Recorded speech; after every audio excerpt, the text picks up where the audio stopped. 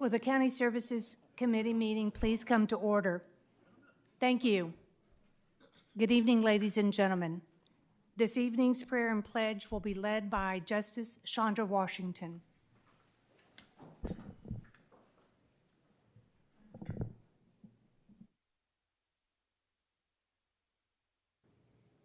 Thank you. Let us pray. Heavenly Father, we come before you tonight in humility and gratitude. We come thanking you for the privilege of serving Washington County. Lord, let a spirit of compassion and stewardship guide every decision that we make in this meeting. I ask you to bless every leader in this county with clarity, cooperation, and conviction to lead with integrity. I thank you that our discussions tonight are fruitful, our plans are equitable, and our outcomes bring hope and help to every household in Washington County. Lord, we ask that you bless this county, bless our communities, and bless the families who depend on the decisions that are made here today. And I thank you that our service is marked by righteousness, compassion, and unity. We pray this in Jesus' name. Amen. Amen. I pledge allegiance to the flag of the United States of America and to the republic for which it stands, one nation, under God, indivisible, with liberty and justice for all. Thank you, Justice Washington. Do I have a motion for any preliminary? I have first Justice Bruns.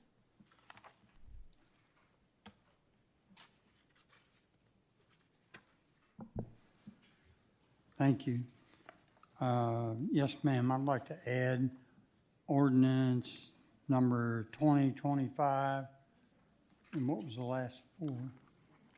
Pardon? What was the last four numbers you gave me on that? No, that would be 13.1 on the agenda. Okay. That's where it would be Okay. placed, if that's what you would like to make a motion on. I'd like to ask that we add that to the agenda. Second. Did you pass one out for everybody? I do have one. I apologize, but I did pass them out last time, and somebody come and picked them all up and took off with them. So, does everybody have one? No. Okay.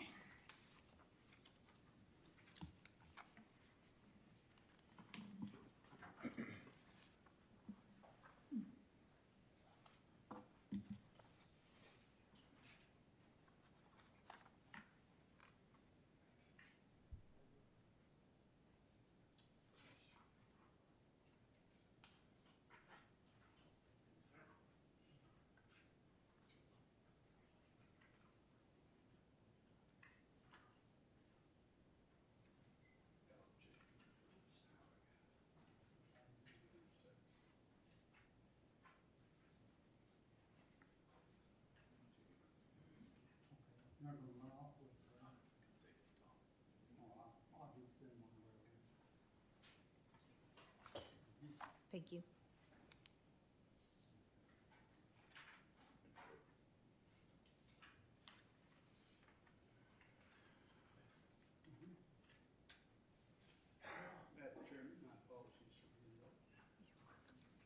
Glad you can make it.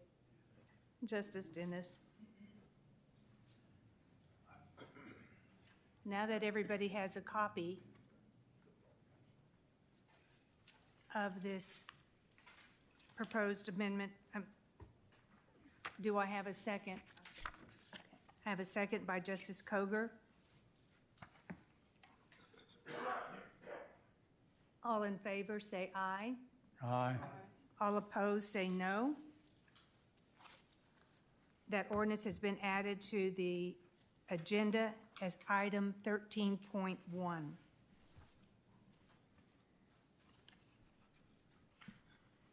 Second, I have Justice Lyons. Thank you, Madam Chair. I need to amend item 9. Instead of item 2025-0066, what was handed out at the table you guys should have is 2025-0066.2. Does everybody have a copy of? No? Should have been on your table when you came in. Check on the back.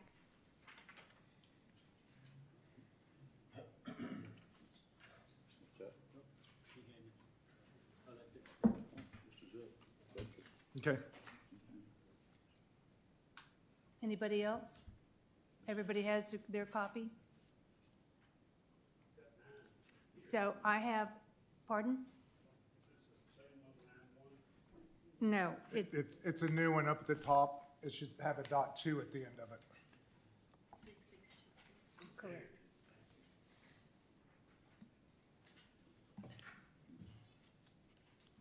That one will replace 9.1, so this will be 9.1. I have a motion. Do I have a second? I have a second. All in favor? Aye. All opposed?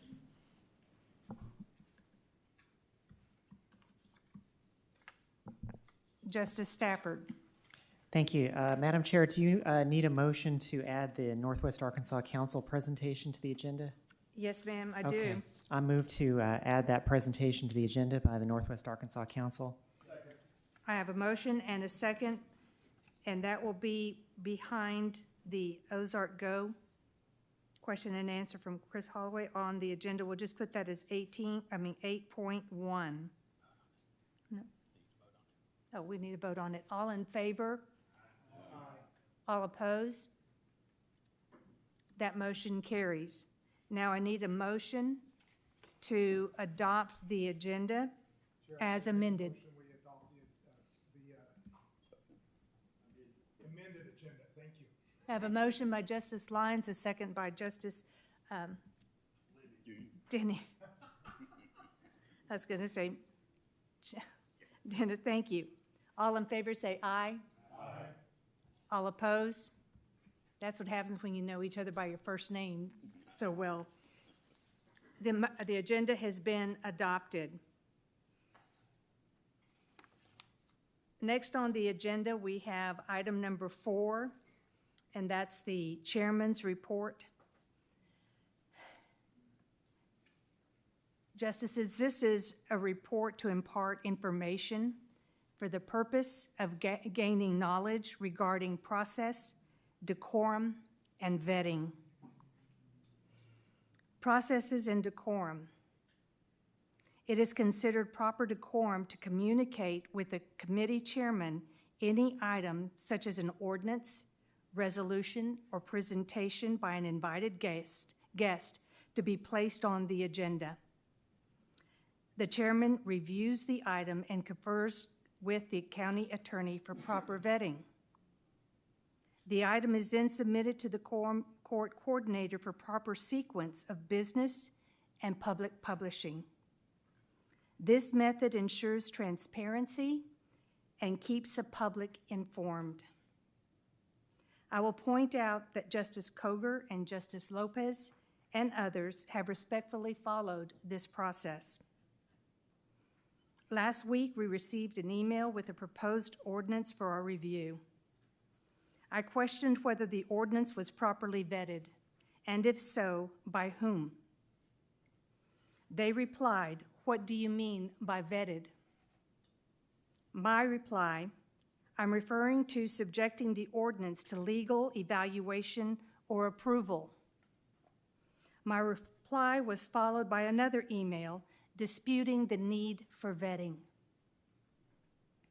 It is my objective to answer why an ordinance needs to be vetted with the following information. In Arkansas, an ordinance must be vetted to ensure it's legal, constitutional, reasonable, and procedurally sound before it can become enforceable law. The vetting process serves critical purposes. Number 1, legal compliance. Vetting ensures the proper ordinances aligns with state law and the Arkansas Constitution. Arkansas local government cannot pass ordinances that extend or conflict with state law unless explicitly permitted. A county judge typically reviews the ordinances to confirm it falls within the county's legal authority. Number 2, constitutional scrutiny. The process guards against the passage of laws that violate constitutional rights. Courts have struck down local ordinances in Arkansas that were plainly unconstitutional. Number 3, procedural integrity. Arkansas law requires specific procedures for passing ordinances, such as being read fully and distinctly on 3 different days, unless this rule is suspended by 2/3 vote and requiring a majority vote of the governing body.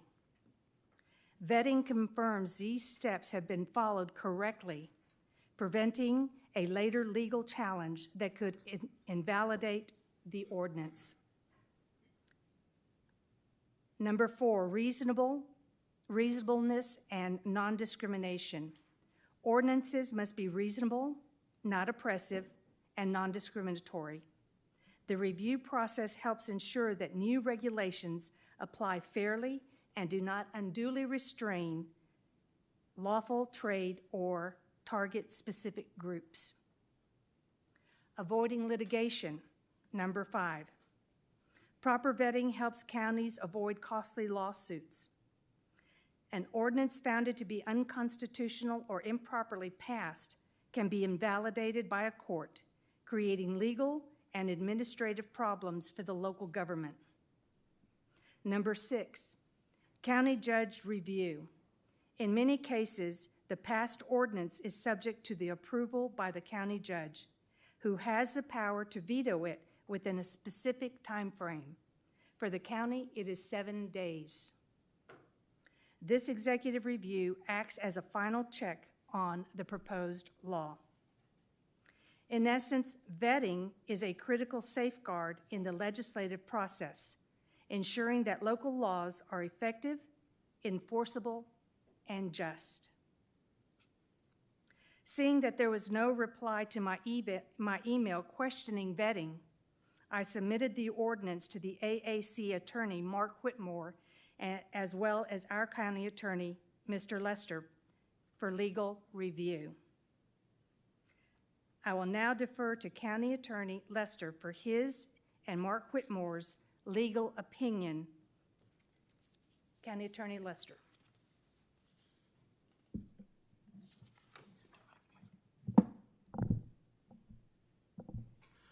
So this was on there. There was an ordinance circulated about shared services by multiple departments. And I gave everyone a copy of the email that Mark Whitmore sent out, as you can see. And I'm happy to answer any questions. But J.P. Ecke asked for my opinion on it, and as soon as I saw it, this is not a new territory for the county. It violates the Constitution and state law. And so there's certain separation of powers. There's certain powers reserved to certain officials and certain branches. And the Quorum Court can't undo that. Those state laws can't be undone. The Constitution can't be undone by vote of the Quorum Court. And so with that being said, there is no way under Arkansas law for there to be a shared services. If as you read the law, you'll see that it's pretty clear that there are departments and certain functions that each elective official has. The county judge is the CEO of the county, has oversight of certain things such as all county property, both real and personal property is all within the purview of the county judge. And that's straight from the Arkansas Constitution, Amendment 55. And so when we get to talking about trying to do this some sort of like a overview of a shared group of shared services, it won't stand up to a legal challenge. And so my job as county attorney is to let you know that so that you can make a more informed decision when ordinances like that come before you on what you do. Now, I can't vote for you. I can't make you do anything, but I'm here to give you legal advice on those sorts of things. And so I'm happy to answer any questions anybody has regarding that.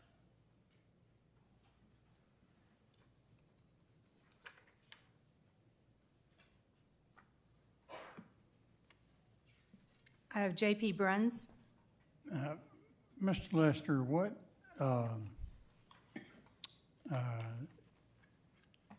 is there any way to have a advisory committee on something like that?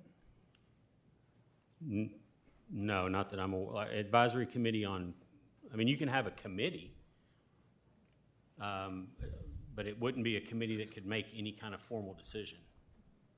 Okay, so, let's say the quorum court couldn't have a committee.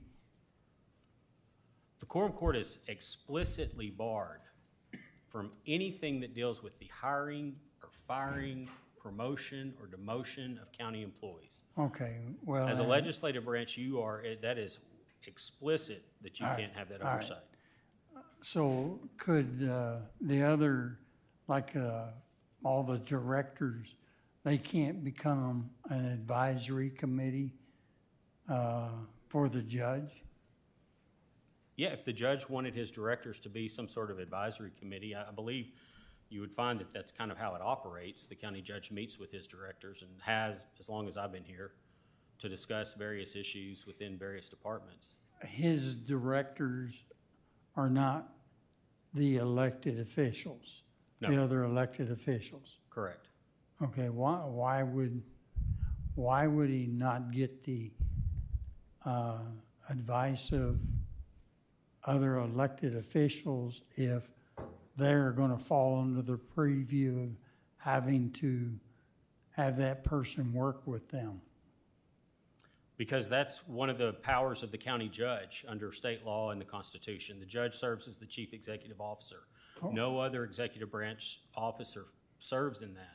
So they wouldn't have the opportunity to have an advisory committee involving those people.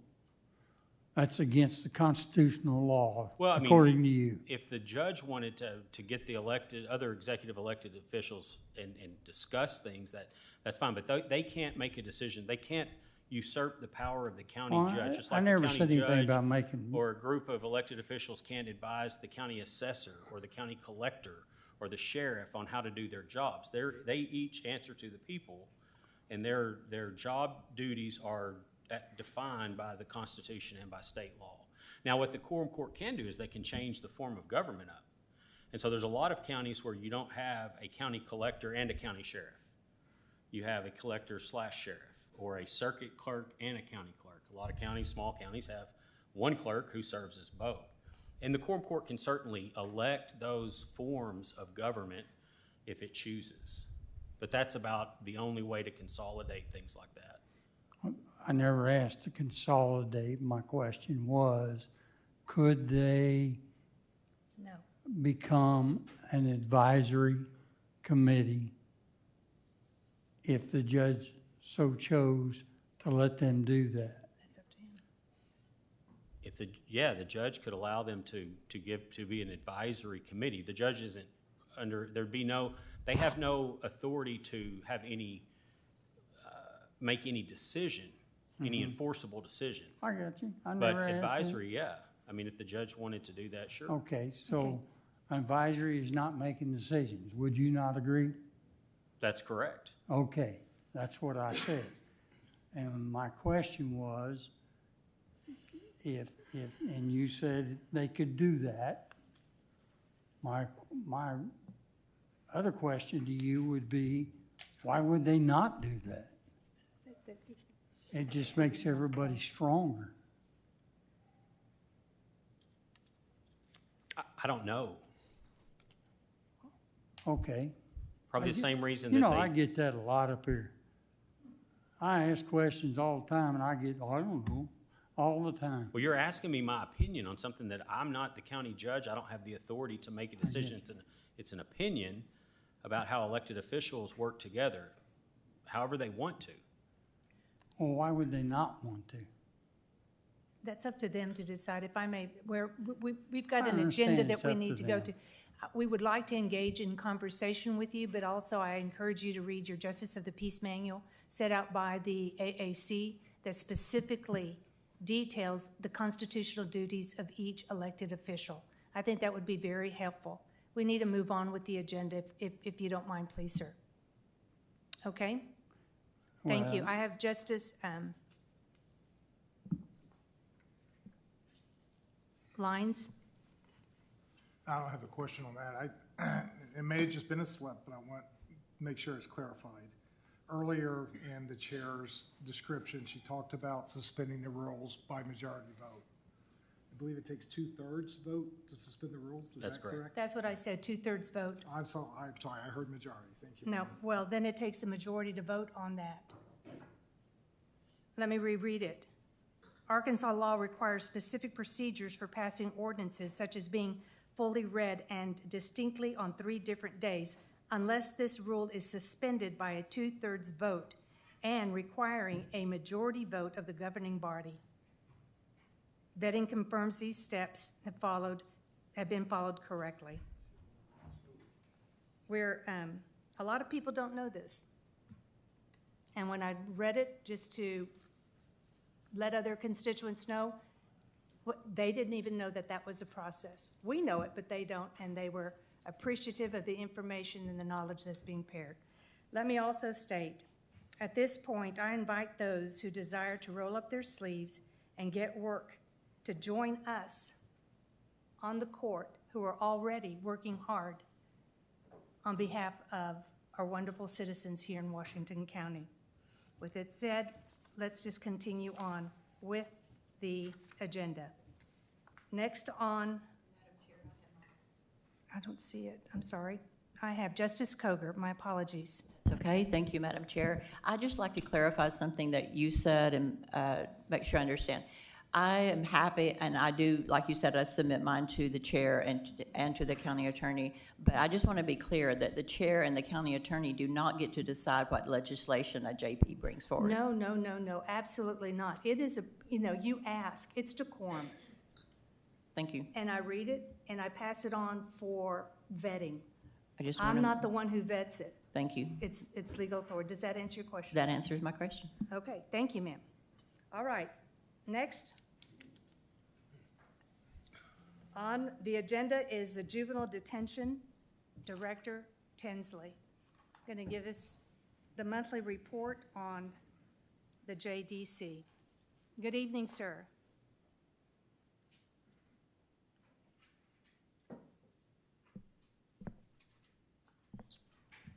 Good evening, Madam Chair, and good evening to the County Service Committee members.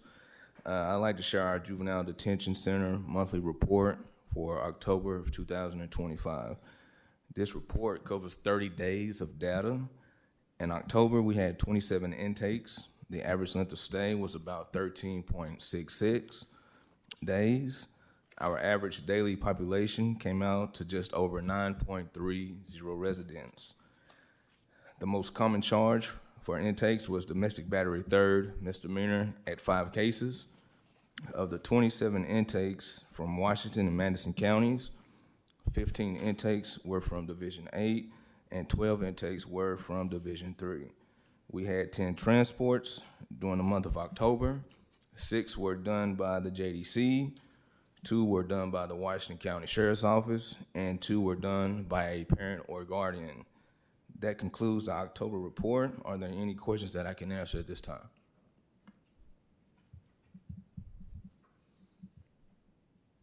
You're very thorough, no questions. Thank you. Thank you, ma'am. You all have a good night. Have a good evening. Next, we have the Sheriff's Office report from Sheriff Cantrell. Good evening, sir.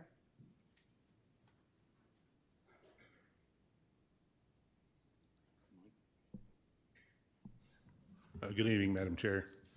Our detention and enforcement report should be in your packet on 6.1. The calls for service for our enforcement division's up a little bit, but nothing that alarms us at this point. Detention and intakes are running similar to this same time period as last year. The prison population at the state level is full, so they're not taking as many detainees. There's about 2,000 in county jail backup across the state right now, waiting for a prison bed. 164 of those are in our jail. You can see the numbers there on the report. Nothing that we don't expect. We do appreciate the judges continuing to work to help with our pretrial numbers, and those numbers are down nearly 100 from this period last year, but as you can see, our ADC numbers are up, so more detainees are getting to court, but a number of those are going, waiting on a bed down at prison, so. That's our report, and I'm certain there'll be some questions, and I'll be happy to try to answer those. Do we have any questions for Sheriff Cantrell? I have Justice Koger. Thank you, Madam Chair. I just have my regular questions. How many have been diagnosed with COVID? We didn't have any in the month of October, so None? fortunate to report that. So no one's in quarantine? No one's in quarantine currently. How many were sleeping on the floor last night? We want to try to change that term. Sleeping on the floor seems, because some choose to sleep outside their bunk, but those that are not assigned a bunk are 133 this morning. Okay. When you say outside the bunk, that means they're sleeping on the little thin mattress Well, things. it's not a little thin mattress. It's a mattress about this thick. So Oh, I had a okay. sample. I had a representative sample, and I just forgot to bring it. I was going to pass that around. Okay. And how many 309 today? 20 males and 23 females. How many? 20 males and 23 females for a total of 43 309s. Okay. And how many women are in the jail today? How many women? 123 this morning. And how many federal prisoners? 67 this morning. Okay. And how many of those were immigration? One. One. Okay, last month you said that immigration moves the people out pretty quickly and to processing facility in Louisiana, but they've been running maybe 6 to 8 to 10 typically every day. Would you say that's still true for that many? Yeah, but this morning, they bring their transport van up and move them out pretty quickly. And this morning, over the weekend, we just had one, so. Just one, okay. Just one over the weekend and today. That's all I have. Thank you.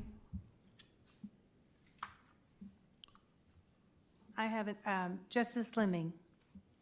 Jay, could you tell me out of that 67, how many of them federal prisoners would be from Washington County or Benson County or Madison County? The vast majority of them are local, or they may not live locally, but they committed a crime locally. 35 of those 66 also have state charges or local charges in addition to their federal charges. So it'd be easy to say that them folks are from our area. Yes, yeah, they've committed crimes in our area and are Because I'm getting a ton of calls about selling our beds, but these are our people too. correct. Thank Yes, you. they're committed crimes locally. Do we have any other questions regarding this report? Thank you. Thank you. I'll leave the mic on for Ms. Gretchen. Thank you. Next on the agenda is Human Trafficking Awareness by Ms. Gretchen Smeltzer from Into the Light. Good evening, and I am so honored and pleased to finally have you address the court on the need to bring awareness to child sex trafficking. I was going to introduce you, but you just go right ahead and do what you do best. Okay. Justice Ecke, thank you so much for the invitation, and it's an honor to be with all of you this evening and share about Into the Light. I do have a presentation. Can I share Yes. that? Okay.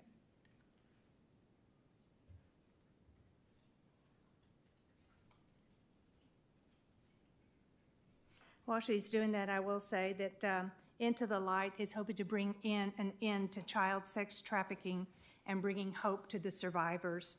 Into the Light's mission is to provide refuge and restoration for minor survivors of sexual exploitation and to bring awareness and education to the issues of human sex trafficking.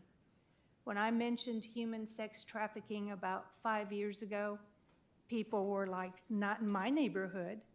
not realizing that Springdale is the highest offender of children being trafficked in the state. And when I share that with our neighbors and our friends, they are just overwhelmed. And they thank me for bringing this information to them, even though it's hard to hear of what's going on to these vulnerable, precious children. But I thank God for the work that Gretchen Smeltzer's doing and her team all across the state. They're working with the FBI, and hopefully soon we are going to be partnering with Into the Light and getting trained for our sheriff. Go ahead. Thank you. My presentation's a little longer. I'm going to go through it pretty quick, so don't worry when you see all those slides. So since 2015, Into the Light has been present here in Washington County, providing services to victims of trafficking. We launched in 2015, and initially when we first began providing services, we were in the Benton County Juvenile Detention Center. And the reason why we targeted going to a juvenile detention center to provide services first is because children that are extremely risk for being trafficked are kids that come from unstable homes.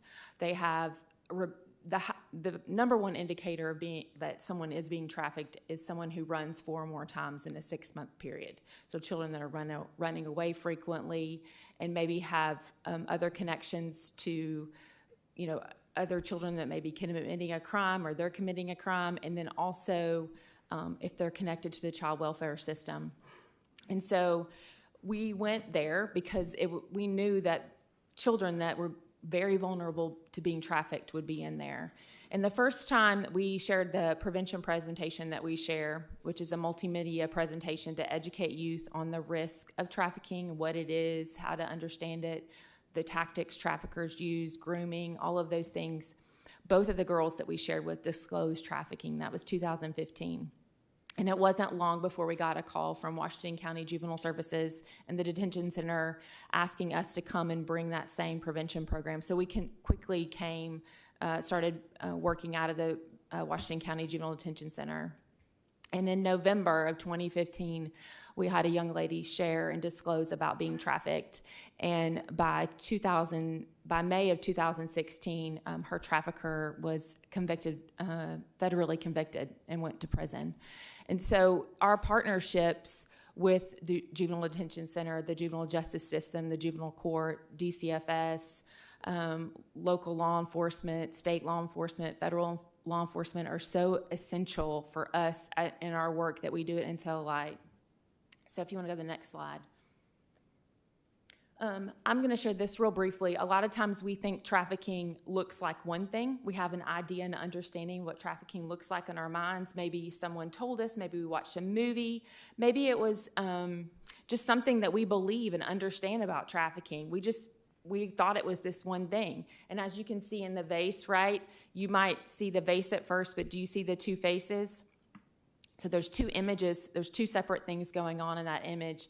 And what I like to say about trafficking is a lot of times we think it's a one thing. We think it's the white van, going to snatch children in the Walmart parking lot or driving around our neighborhood, when actually traffickers are in plain sight, individuals that our children often know, and they're communicating with them online, or maybe individuals that the children know in real life and have a relationship with, and they're grooming them and connected to them in some way.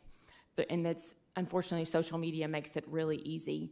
So I just wanted to share that make sure, I can't do a full presentation on understanding child trafficking and what human trafficking is this evening, but make sure that you do all that you can to educate yourselves on what human trafficking and the reality of it is. Because once you see it, then you can't unsee it. And then you know. If you want to go to the next slide. So these, on this list here, are the children that are most vulnerable to being trafficked. Children in the foster care system, children that have had previous abuse. So typically children that have been trafficked, 99% of them have a history of sexual abuse. So this is something that has been common in their life, something that their boundaries have already been skewed. Their chronic runaways are extremely vulnerable, right? Because they have basic needs that need to be met, right? They need food, clothing, shelter, and protection. And when children are on the run, they don't have those things. And there's reasons often why they're running away. They may be running from something into something. And children with an unstable home life can be very vulnerable to this. And then the LGBTQ plus community, they may be marginalized, they may not be accepted in their home, and this can make them vulnerable. And then kids with existing mental health issues, mental instability can make them vulnerable to grooming strategies, connections with older people, not understanding the intentions of adults and their purposes for them. These are the main types of trafficking that we see here in Northwest Arkansas. Familial, which would be family members that are trafficking their children. Pimp trafficking, which I think is a common thing that I think most people think of, where you have an individual that's trafficking multiple individuals.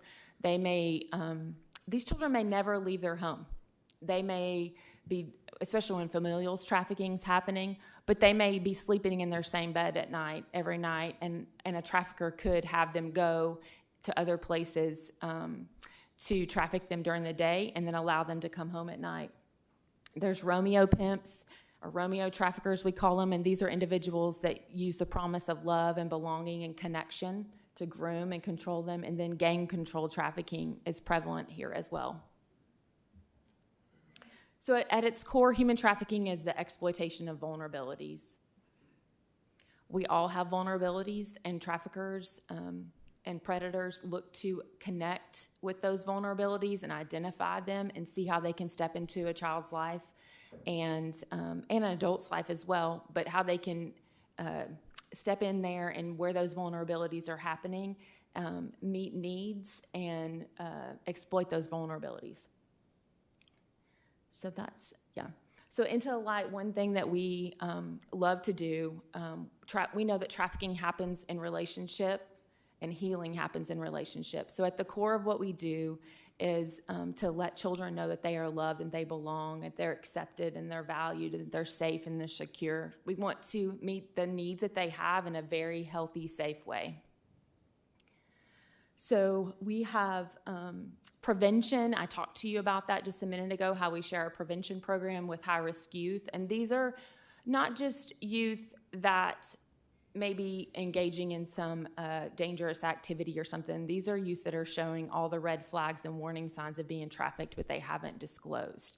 So we will meet with them and share our prevention program with them and educate them on tactics that individuals use to groom and exploit them, and also help them identify what healthy relationships are and their need for healthy relationships and how they can go about getting their needs met in safe and healthy ways. And then we also do education, training, and awareness, and that's part of prevention. If you want to go to the next slide. So here's the high-risk victim criteria that our prevention program is shared with. I think so often we don't realize how many children in our communities are engaging in these high-risk activities and what makes them very vulnerable to being trafficked. If you want to go to the next one. So we also provide 24/7 crisis response. Our team of advocates here locally are on call 24/7. And so when a victim has been identified, or someone who is suspected to be identified as, or suspected showing indicators or signs of trafficking, our advocates are able to respond 24/7 and go out and work with law enforcement and DCFS and provide immediate crisis services. We also, as you can imagine, the journey of healing from trafficking is long. It doesn't happen overnight, and children need continuous services, and there's a lot of crises in there in that time, and so we're able to come alongside them and support them, and we safety plan. And then our advocacy is long-term. We provide case management, connection to other important resources.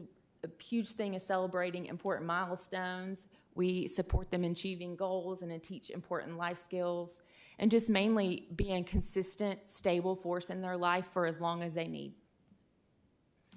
This is us celebrating one of our survivors when she got her driver's license and her 18th birthday. This is where we get our main referrals. Our referral sources come from these main places here locally in this community. And this is a representation of the demographics of children that we have served from Washington County. And these are the numbers since 2016 that we have served. And we were looking at the numbers and how they're lower this year. And I do think part of that is due to really collaborative efforts here locally to identify children and getting services sooner. Also, I do believe we had an active FBI task force that was very active starting in 2020, where it was very engaged, and we were all working really hard to identify victims and getting trafficking cases investigated and prosecuted. And right now we're in a revamp phase of that, so hoping to build that up. Children that have been trafficked face complex trauma, and they need specialized services, and that's what our team is trained to do. So I just wanted to say, without intervention, that it's costly for children, and not just for the children, but for our communities. It will result in more children in foster care. If you want to go back, just me, go over that. Higher incarceration rates, increased mental health crises, and economic and social cost to our community. It does impact our community when intervention does not happen at an early age for these children. It's devastating on them, and it's devastating for their families. So I've heard this said many times from older teens that we have served, and even adults, and they were frustrated because they had been trafficked for years, and they often make this same statement: why didn't anybody see me? Why didn't anybody intervene? So there's touch points for identifying victims. So you have your youth that are highest at risk, and this is when these are the areas with their main places they're touching our system. And I think it's so important for these systems to be educated and understand what trafficking is and how to be able to identify it. It's key. And that when those children are identified, those high-risk children are identified, that services are able to come to them swiftly, right, and wrap around them. And so we can disrupt the grooming process. We can disrupt the exploitation, and we can disrupt the trafficking and stop it for that child. And so this is where that rescue and intervention happens, and that which can lead to support, where they can be connected to supportive advocates, where they can get advocacy in the court system and prosecution can happen, and they can get connected to other community partners that also provide vital resources. So I want to read this. This is from a client that was trafficked here in Washington County, from Washington County, and her trafficker was prosecuted here in Washington County. So she says, as a child, I was abandoned and rejected by my mother. I was emotionally and physically abused. I never had a father in my life. When I was 16, I met an older man who said he loved me. He said he was my boyfriend. Instead of loving me, he forced me as a child to have sex with many men for his financial gain. For the last 2 years, I've been supported by Interlight Advocate. I now have 2 jobs, and I pay for my own apartment. I'm preparing to testify against my trafficker because I never want anyone else to go through what I did. I now understand that I have immeasurable worth.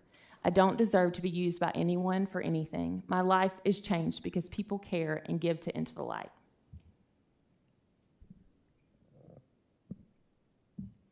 This is also from a client here locally. I never thought I would get away from him. It's hard to believe I get to choose what I want. I will have my GED soon.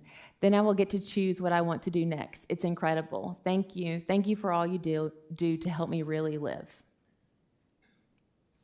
So our goal at Into the Light is to break that cycle, and we can't do that alone. We cannot do it alone. We're a nonprofit here. We recently lost significant federal funding from as many victim service providers also have done in our state. And we need the support of our communities to come together and to help us do this and break the cycle. I want to see if anyone has any questions for me. I would like for you to share, and probably at this time, Sheriff Cantrell, if you will come and just share with Gretchen what your department and staff are going to be doing in partnering with Into the Light as far as training. Yes, Madam Chair. We've talked with Gretchen a couple of times, and she's going to come and we're going to make some little short training videos that we can do roll call or briefing. And you know, these clues that our deputies are out looking for, they're very subtle, especially with these children, and they learn pretty early, I think, how to mask some of those traumas.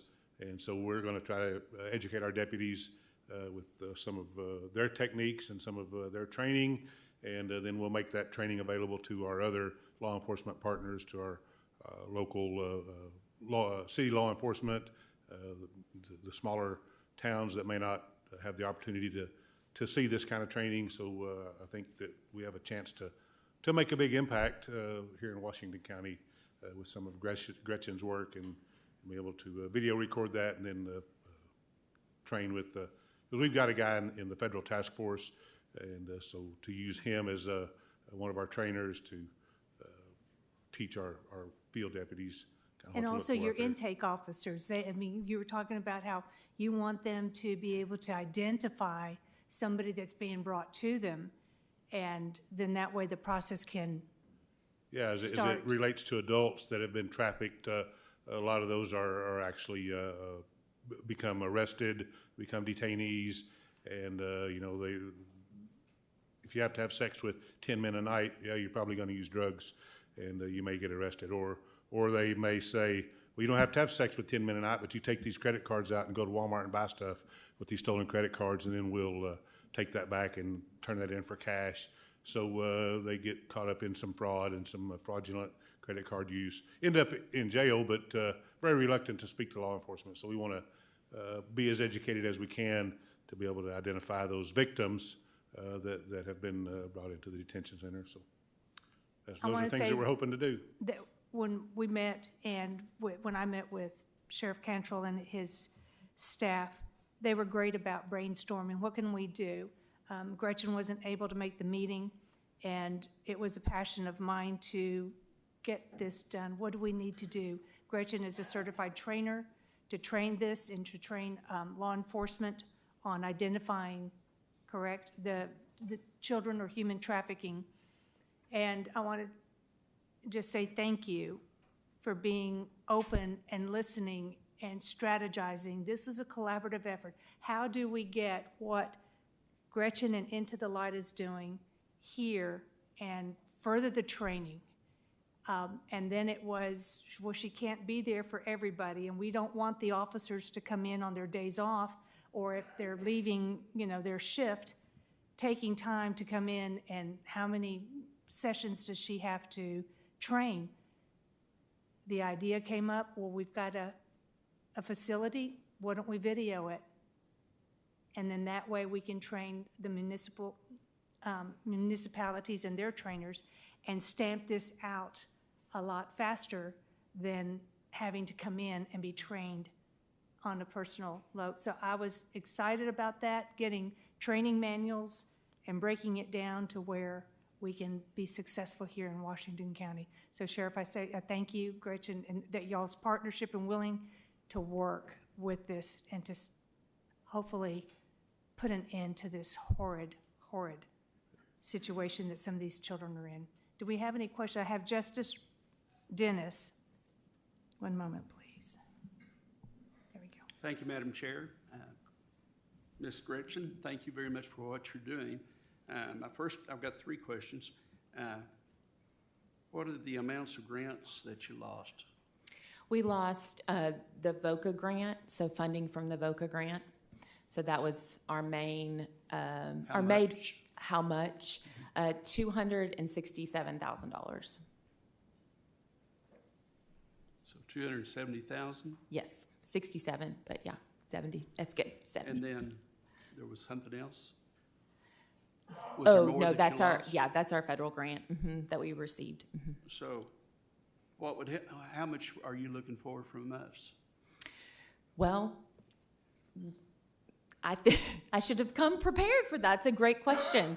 I think that the cost, on average, to serve a child for a year, it's around $4,000 to provide victim advocacy. And I think if you think about the number of children that we're currently serving at this moment, which is 22, that thinking about the that's a need, right? Each of those children, to serve them long-term, show up for them over and over again, there's cost in that. Our advocates drive to them. They help them, seek job interviews. There's so many life skills that they do with them. So if you think about it from that standpoint, it's a great way to look at the cost of it. So do you know of any sponsors that would want to match what the county does for you? I can look into that. Yeah. Is that something you'd be interested in, as if you had sponsors? Yes. Okay. Yes. Yeah.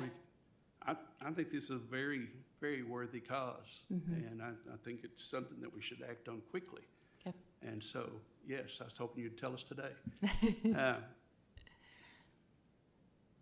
My other question, of course, this is more for just in general, I guess, but we have the emergency facility. I'm thinking that would be a great place to not only train our deputies, Washington County, but also our city deputies or sheriff chiefs, and that they could get some training that they would not normally get. They could come in and get some training, because that's Washington County too. I mean, Great minds think it's gonna alike. That was happen in small towns as well as large towns. That was what Sheriff Cantrell's first idea. We've got this brand new EEOC. Emergency center. Yeah, emergency center. Why don't we use that facility? And I will say that your training, she's not charging us. This is something that she and her group is doing. And that's why she wasn't prepared to come with, this is what I'm asking, or any kind of funding. It was a presentation, but thank you for bringing that up, because, as you know, it's difficult when you lose funding. Well, I wish we could just vote on a resolution to find out how the board feels, where that they know that we need to work on it fast. We'll just continue a discussion, maybe at next month's meeting, and have your questions, and reach out to Gretchen and her staff into the light, and If you have anybody to ask them what And they you would do- match up to. Okay. And you also partner with churches, a lot of churches, don't you? Yes. Yep. Yeah, I will start that process. So thank you. So if your church isn't sponsoring it, find out if they would. Yeah, and Okay. if you don't mind using churches, I can find a few for you to use too. Yeah. No, we don't mind. We're faith-based organizations, so churches are excellent partners in this work. Well, thank you for what you do, and please stay in contact with Okay. us and let us know. Thank you. Appreciate that. Thank you, Justice Dennis. I have Justice Lopez. Thank you for being here, and thank you for the work that you do. I have a question mostly regarding what has changed in regards to your work from the time that you started your work. Have you found that, at the state level or even at the county level, that laws and things have been more accommodating? Or what are your hopes for what the system would look like to better help you in what you seek to do? Yeah. At the core is that we want a child to be identified early as a trafficking victim, and we want swift intervention for them. So I think, from my perspective, we want that child to be seen, right, and be valued and protected. And so it really looks like all of those systems that I put up there having a lot of understanding, and then a coordinated response. And I think that's really needed all across our state. I have seen, I'm on the Arkansas Human Trafficking Council it's a partnership between the state police, the Attorney General's office, and DCFS.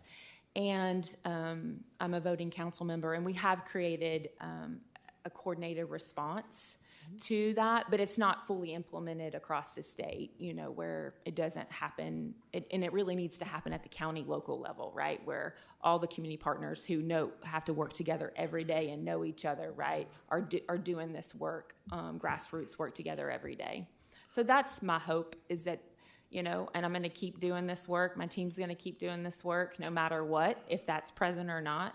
But that one day we will have a coordinated response throughout our state, and it happens. You know, people can understand and see when kids are being trafficked, and it's swift, right?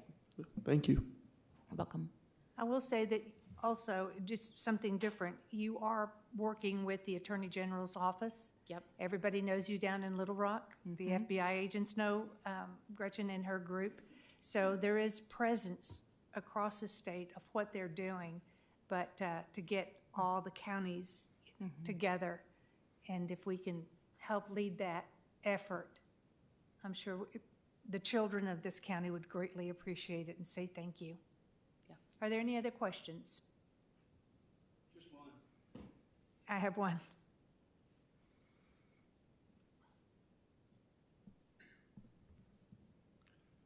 So, Sheriff, do sex traffickers have to sleep on the floor, not on one of the pallets, just the floor itself? Well, I think that's where they belong, is on Yeah. the floor.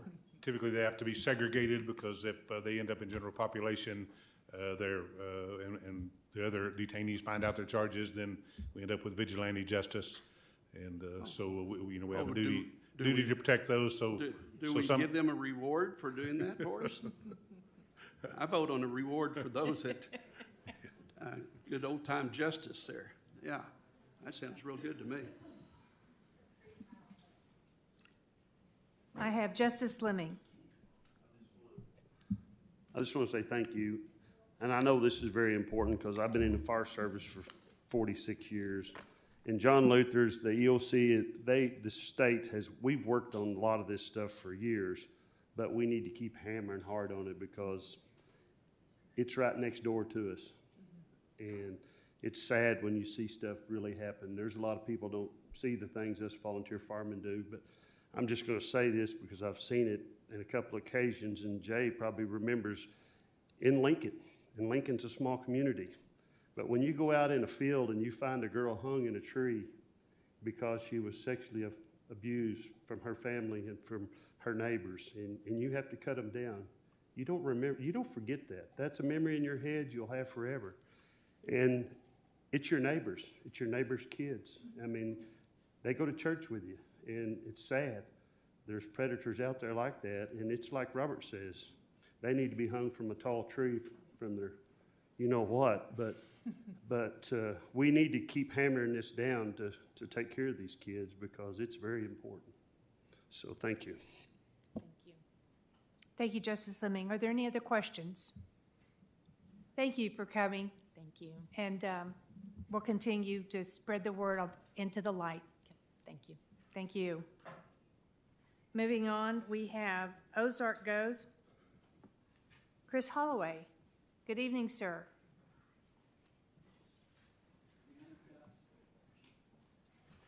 Good evening, Chair. Thank you. I'm actually not Chris Holloway. Oh, That's him over there. are you sure? I'm pretty sure. Okay. They didn't want Chris to talk, so they sent me up here. My name's Barrett Breeding from Ozarks Go, Ozarks Electric.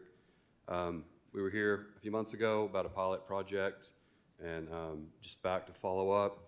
I have a few questions that were sent to us, but other than that, just, at the quorum court's leisure for whatever questions you have and what we need to do. Okay. Unless somebody has a question now, I'll start with the previous questions. I have, Justice Fleming. Oops. I just knocked you off. I apologize. There. I don't have a lot of questions. You just need to explain this real well because, I mean, it takes a lawyer to read all this, what you're really after, what you really want to do. I'm here to support you, and I want to help you. Okay. But I want you to also tell us exactly what you're trying to do. Talking hillbilly talk to where we understand it, not some big lawyer form out of New York. and make it clear to where we can understand you, and I'll be here to help you. Okay. Thank you. Did you understand that in Arkansas language, that means, no, I'm just kidding. I understand. Okay, thank you, sir. I'm from Thank you. I'm from South Little Rock, so not New Thank York. you. We do have an attorney here to answer attorney's questions. I will try to briefly describe it and look over my shoulder to make sure I don't say anything incorrect. Pilot agreements, payment in lieu of taxes, are a way for counties to incentivize economic development and growth in the county. Obviously, Ozarks Electric has been around almost 100 years now and built the majority of Washington County. We have a presentation that we gave last time. I wasn't going to load it up in case we need it, but if we need some pictures, I can do that. What Ozarks Electric and Go are facing, Washington County is growing. And we have several projects that we are looking at building over the next 10 to 15 years. And as everyone knows, with inflation and utility expenses, we're doing everything we can to keep costs down. We are not for profit, and we serve the majority of Washington County. So a pilot agreement, what that allows is the property taxes we usually pay. So we would charge rates to the members of Washington, or our members, the citizens of Washington County, to pay those property taxes. So the pilot agreement allows the county to enter an agreement with us where we actually just pay a lesser property tax rate on any new specific construction. It has to be very detailed. We have to tell you exactly what we're going to build, and you have to approve it. So all we are asking is to enter an agreement with the county, and all of the complication, I can have someone help me answer that. But basically, all we're agreeing to do is, over a specified period of time, we will build certain things, and then we will pay a lesser property tax on just those items. Everything we've always built, everything else we have, we pay a full tax. Anything else we do outside of these specific items, we'll pay the normal tax. And the specific projects we are looking at are, first, we have an existing transmission system that takes power off the big grid, and we move it around Washington County and a little bit in a couple of neighboring counties, but the majority of that's in Washington County. And we're going to rebuild that and basically a little more than double the size of the capacity of that transmission system. Don't even know if we can do it in 10 years, but we're going to try. That's project number one. Number two, our headquarters is over on Weddington, and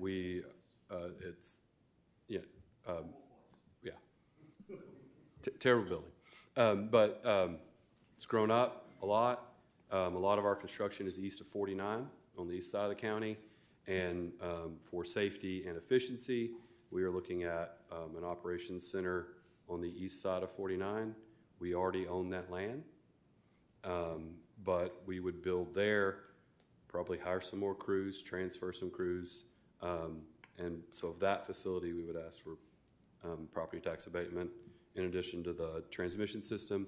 And then, as most of you know, we built out the majority of Washington County, our entire service area, and in some other electric utility areas. Ozarks Go, every single member of Ozarks Go currently has that available, and we can get that high-speed internet, all fiber internet. We're asking to add any projects as we expand for all the growth in Washington County to that as well, to the property tax agreement, the pilot agreement. So those specific items only, the normal, what we call distribution, so offices, apartments, homes, anything built, we continue to do that, no abatement. Any upgrades or new building we do at existing locations, not ask that, just a new facility. And doubling the capacity of our transmission system and any Ozarks Go new builds in that time frame as well. If we want specifics in how it works and those legal, I will ask for help from the attorney. She's very plain English and does a good job of explaining it to me. I just want to blame Ozark Electric and 2-Ton Water for all this growth around Northwest Arkansas anyway. If it wasn't for them two items, we wouldn't be having these problems.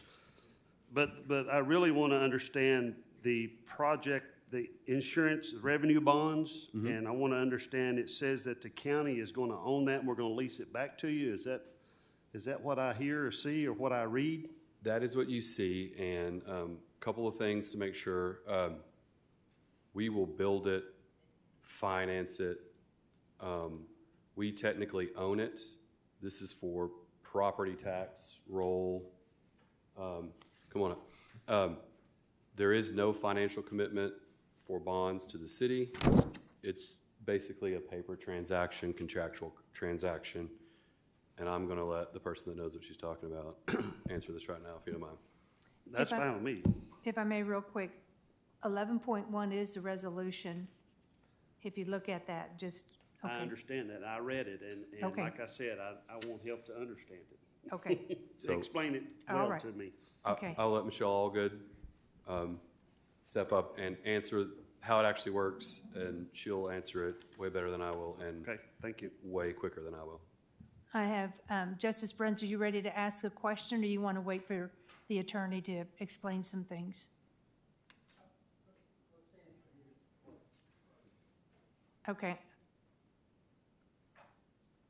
Then I'm going to turn your mic off if you would, please.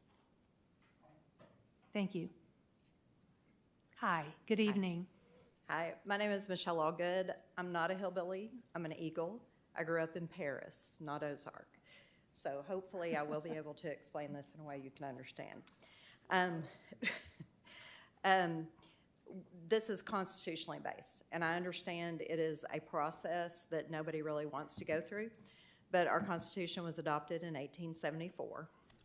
And so the process in Arkansas is that a governmental entity can own property for a public purpose.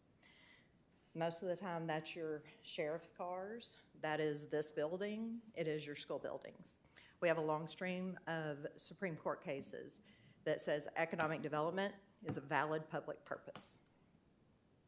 And so, if you own property for that purpose, then it's not subject to taxation. Arkansas's General Assembly has said that's not really fair. It's not really fair to not pay taxes. And so they said you have to pay 35%.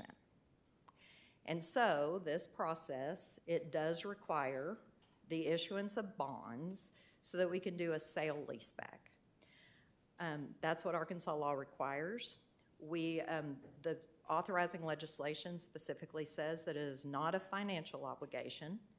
It will be a self-finance. It's kind of like when you borrow money from your 401k and then use it and pay it back. It's very similar. That's what Ozark Electric is going to do. They're going to lend themselves money using you as a conduit. The process actually goes through the county judge. The county court gets to make this decision. But obviously your county judge wants y'all to be informed, wants y'all to understand this process, and wants your support for it, because this is something that is very important to the county. So this resolution says, Judge, go do what the law requires in Arkansas to incentivize Ozark Electric, Ozark Go, to speed up their investment, because that's really what it comes down to. They've got a plan. They've got a 10-year plan. You are encouraging them, if the county enters into this process, to do it faster. Save some money on your taxes and reinvest it. Build another mile of transmission. Get another 10 houses with fiber. And so that is the intent. It's a lot of paper. And I apologize, it's a lot of paper. But I can assure you that this isn't different than what other communities in the state are doing. This is how local government supports and encourages economic development. You're gonna have to follow up.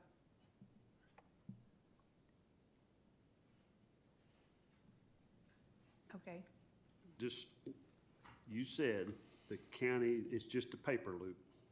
That means if Ozark Electric filed bankruptcy tomorrow, we had no ties to the That is financial. absolutely correct. Okay. Because that's- Ozark Electric will owe itself the money. Because I know the taxpayers out there think that we give a lot of tax money away but we don't want to put this on the taxpayers' back if it fails tomorrow, which Ozark Electric ain't going nowhere, I know that. That's just a question I just want the people to hear, that it ain't gonna happen. Yeah. Thank you. I have Justice Pond. Yes, there's one question. This is all sunsets when the bond's paid off, is that correct? Yes, sir. So it's, the maximum period of abatement under Arkansas law is 30 years. And so generally, that's how these are structured. We have a 10-year construction plan that's been proposed, and the assets will have a life that Okay. supports that. I'm thinking that would be the question that I'll be asked, and I'd rather have the answer now than. Yep, So it definitely, it will sunset, and it's based on what the actual taxes would be. And so they're gonna, just like he said, they're gonna make their rendition filing, they're gonna identify all these assets, they will be subject to depreciation, they will be treated the same way that everybody in here is treated and any other business. Thank you. I have Justice Bruns, sorry. Thank you. Just a couple questions for clarity, because these bonds, how do you come to the determination of how much these bonds are? Is that through the assessor's office or? So generally, we pick a number, so what would be authorized is a not to exceed amount. So the company, Ozark Electric and Ozark Go have said, our plan is to invest up to $400 million in the next 10 years. So the bonds are a not to exceed amount. So the amount that may be drawn the first year is $50 million. It's not a guarantee that they will make that investment, but you're encouraging them to make that investment. The actual amount will be what they invest, and that will be based on what the assessor, they will be communicating with the assessor about the amount. So that will be if the assessor sends somebody out and says you're gonna owe this much in taxes, that's gonna be the amount then? Sort of. Okay. So it's they have to file, the assessor doesn't have to go out. Instead, the company self-reports. They have to file a commercial personal property rendition and provide that information to the assessor. And then, yes, they will communicate with the assessor, and the assessor will say, we agree with your value, we think this is the value, here's what depreciation is, and then calculate the tax. Now, I noticed on this bond that you all are saying here on this bond that it is your employees. They're basically acting as employees for you all. Is that true? That the people that are going to do the work? Oh, the actual installation of the, I would assume you'll use a common. Yeah. So yes, all construction will either be performed by Ozark's employees or contractors that we use in the normal course of business all the time. Okay. We use them every day. Are But they most of it we covered don't under buy. the bond? Now, I know the Ozark employees would be because it says it right here, but I don't see that as a contract labor, that it shows that they would be covered. When you say bond, let me make sure, are we talking about insurance, like they're bonded for what they do, or so yes, Yes. we Yes, have sir. insurance, all our contractors. So you we would have the insurance on bonding insurance For them. for the buildings and Yes. stuff like that? Yes, and then also Okay. the bonds that they say are issued in here is a transaction where we are technically loaning the money to ourselves to get the property to you for reporting tax purposes only. Last question. Yes, sir. Is is this bond one that, 10 years down the road can be voted on to have re-upped, like a municipal bond? No, this will be a revenue bond. So there's no sales tax, there's no general obligation, there's no financial obligation. So the revenue is technically the lease revenue. So it's going to be a sale leaseback. And so, no, there won't be re-upping. I have Justice Massengale. Yes, sir, thank you. So I just had a couple of questions. First one is about the projects that you mentioned. You said you were going to rebuild the existing system and then double the size of the system? Yes. Okay. How is the question, or? Well, so you're going to rebuild the existing system. I guess my first question is about that. So if you've got an existing line that you're already paying taxes on it, are you going to replace that line with an upgraded line that now falls under Yes. this? Okay. Yes, and most of these transmission lines were built more than 30 years ago, some of them well more than 30 years ago. And they've been maintained, and we'll put new poles out there. A lot of this, to get more capacity, you have to hang bigger wire, way bigger wire. So a lot of this will be taking wood poles, wood transmission poles that they're big, but replacing them with larger steel structures that will last longer and hold the weight of the additional transmission lines. So it will be upgrading the durability, reliability, and also more than doubling the capacity of the electricity we can move around the system. Okay. So you will retire the existing line and replace it with an upgraded line? Correct. And then doubling the size of the system. So you're going to create new transmission, I don't know what you call it. Pathways, yeah. When I say double the capacity of the amount of electricity we can move across the system. So we have existing routes right now, and they have a voltage, set voltage that is the maximum that we can push across there, or really we can pull it off the big grid. As we rebuild this, number one, to keep it going, we'll have to take that path out and move electricity around other pathways and rebuild as we go. But we'll be basically doubling the size. So much like a water pipe, only so much water goes through the pipe. Electricity, only so much electricity can come through the wire. So we will upgrade the size and the capacity. Number one, the size of it, but we may also use newer technology and different types of metal in the wire to move it around. But basically, the amount of electricity we can pull into Washington County and get to the system will double on this system. And as we go, we may need to build additional substations or new lines. That was actually one of the questions in here. So as we go, we may need to buy new land, build new substations, and build new lines. And we go through this constantly, where we find sites, go and purchase the sites, negotiate. So we'll make sure that we have approval and have someone that's willing to sell an easement across their land for that line, and then sell us the land to own to build substations as well. There will be some new development, but the bulk of the original project will be rebuilding the existing system. Okay, thank you for that answer. The other question is, I'm kind of like JP Lemon. It's Lemming.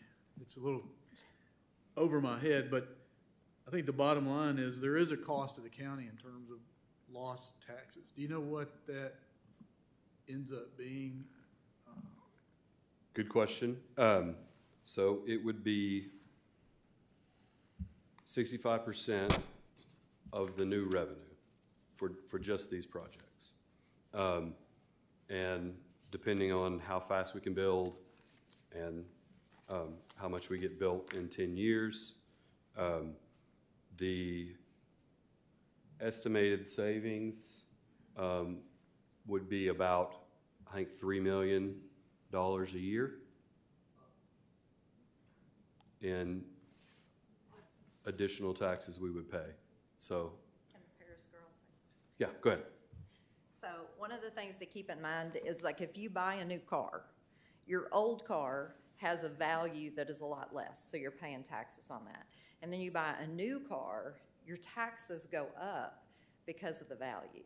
So here, it's a little bit, I understand why you're asking the question about the loss, but right now, you're not getting any taxes off $400 million that hasn't been invested. So one way to look at it is you're gonna get 35% of the taxes if they build it, and you're encouraging them to build it, and you're gonna have now something that has more value. Like an old line, I don't know how much taxes they're paying on it, but they're not paying much. Whereas if they've got a new, brand new, higher technology line, that's gonna cost more. It's gonna have to pay more in taxes on that, even at a discount. Yeah, okay, So, I understand that. And we went through with a couple of school districts, because they're the most impacted by this, and met with them, showed them our calculations. They deal with, I mean, it's their #1 revenue source. So we showed them what we plan to build and additional value, and both Springdale and Fayetteville felt comfortable that they'll actually get additional revenue because all of these assets are so old. So even though it's a discount on the property taxes we'll pay, they'll actually, their revenue will increase. And the faster we build, the faster their revenue increases. And went through and met with both superintendents to make sure they were comfortable, because my children go to Springdale School District, and I understand a lot of the pressures on school districts right now with LEARNS Act and other issues, and so they're worried about funding. And so we sat down and made sure that they were comfortable with the projects we were going to build, that this, while it is a discount and tax for us, should lead to additional revenue in the future for them. So while yes, there is a discount and we'll be paying less property tax, taxes will go up. So, does this have to be approved by the county and the school system, or can it be approved independently? No, it can just be approved by the county, but we're a community-based organization. Yeah, she'll answer that better than I will. We went and met with the school districts because we want to be good neighbors, and concern for community is one of our principles. There are, electric cooperatives are not-for-profit, and we have 7 principles we are guided by, and one of those is concern for community. And so before we came here, we went and talked to them to make sure they understood and they were comfortable, because we see this as a benefit for the county, and you will get more revenue quicker the faster we can build, but also wanted to make sure those school districts, where most of our employees are in those school districts, their kids, wanted to make sure they were comfortable and knew what we were doing.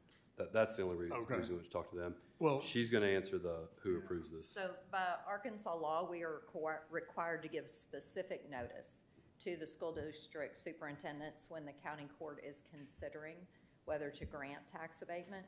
So while they don't have to specifically approve it, obviously they've had conversations with them, and they will be given notice and an opportunity to be heard.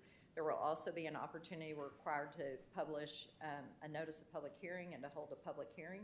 And so the public will also have an opportunity to speak with respect to the project. Oh, okay. So I guess my question is, so it's up to the Court of Court to approve the pilot, and that impacts the school Yes. also? Okay. Yeah, Arkansas law does not require specific approval from the school districts. It requires that they be notified and have an opportunity to be heard. Okay. All right, thank you. Justice Fleming, I'm going to let somebody who hasn't spoken first. Okay, thank you, but I will get back to you. I have Justice Lopez. Thank you for being here. I do have a question regarding the structure of the abatement. So does it start at year one or as each thing is erected? Or, As it is erected. Okay. So, and when an asset exists, then it is eligible for abatement. So it's not subject to taxation until they actually build that pole and put the wire on it. Gotcha. And so it will happen over time. Okay. And I mean, otherwise, what the inducement to invest is you want to, I guess I want to understand the inducement to invest if it is as it's erected, or so within any period of time as it corresponds to this project, as something is erected, that's when the 30-year timer starts? No. Okay, that's what I wanted to understand. No, it's a cumulative period. So the 30 years starts when the first asset is put in. Okay. And so then there are some assets then that if they're put in at the beginning, they will be granted abatement for 30 years. The assets that are constructed at the end of the 10-year period, their plan, they will have a 20-year abatement. That's what I wanted to understand about why it encouraged you all to build it as fast as possible. Thank you. I have Justice Lyons. Thank you, Chair. Appreciate you guys being here, providing this proposal. I am a customer, and I've been looking for a new house. I'm going more rural, and I'm very happy to see Ozark very rural across this county, supporting places that I would have figured I'd had to do satellite. You guys are there, so really appreciate that service you're providing across the county.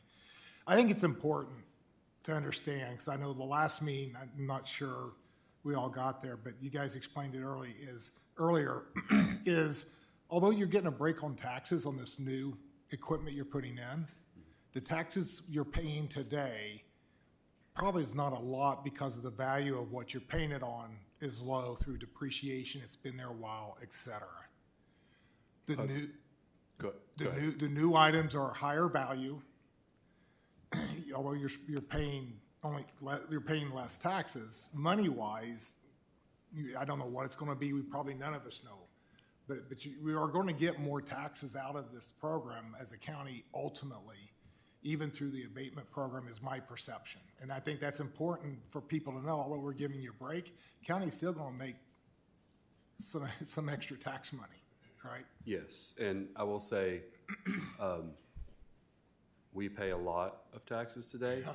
This is just our transmission, which is significantly smaller and less costly than the distribution system. It will be closer to the cost after we rebuild it, but a lot of it is very old, and we've upgraded and added things here and there, but this will be a substantial upgrade. But we are, both Ozarks Electric and Ozarks Go are both top 3 to 5 property taxpayers in the county. And depending on which school district, either Ozarks Electric or Ozarks Go is usually the largest. So, this only are these specific projects. We will build, we are required to serve, and we want to serve anybody in our designated service territory. And there's other counties, but the predominance of our system is in Washington County. So anybody that's in the set service territory, we build to. Right. We are required to build for electric, and we just have chosen to build for internet.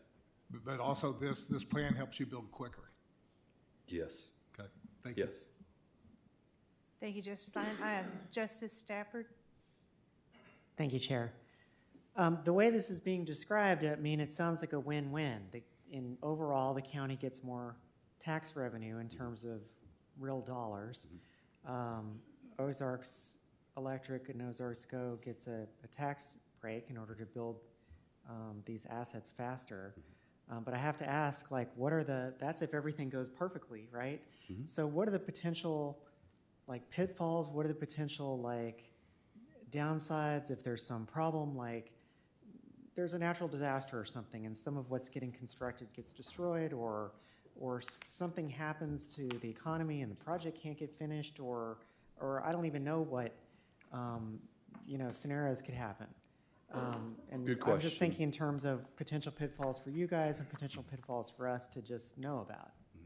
Good question. So as far as these assets getting destroyed, that happens all the time. And we rebuild it, and we will always rebuild it because we're required to serve everybody in our territory.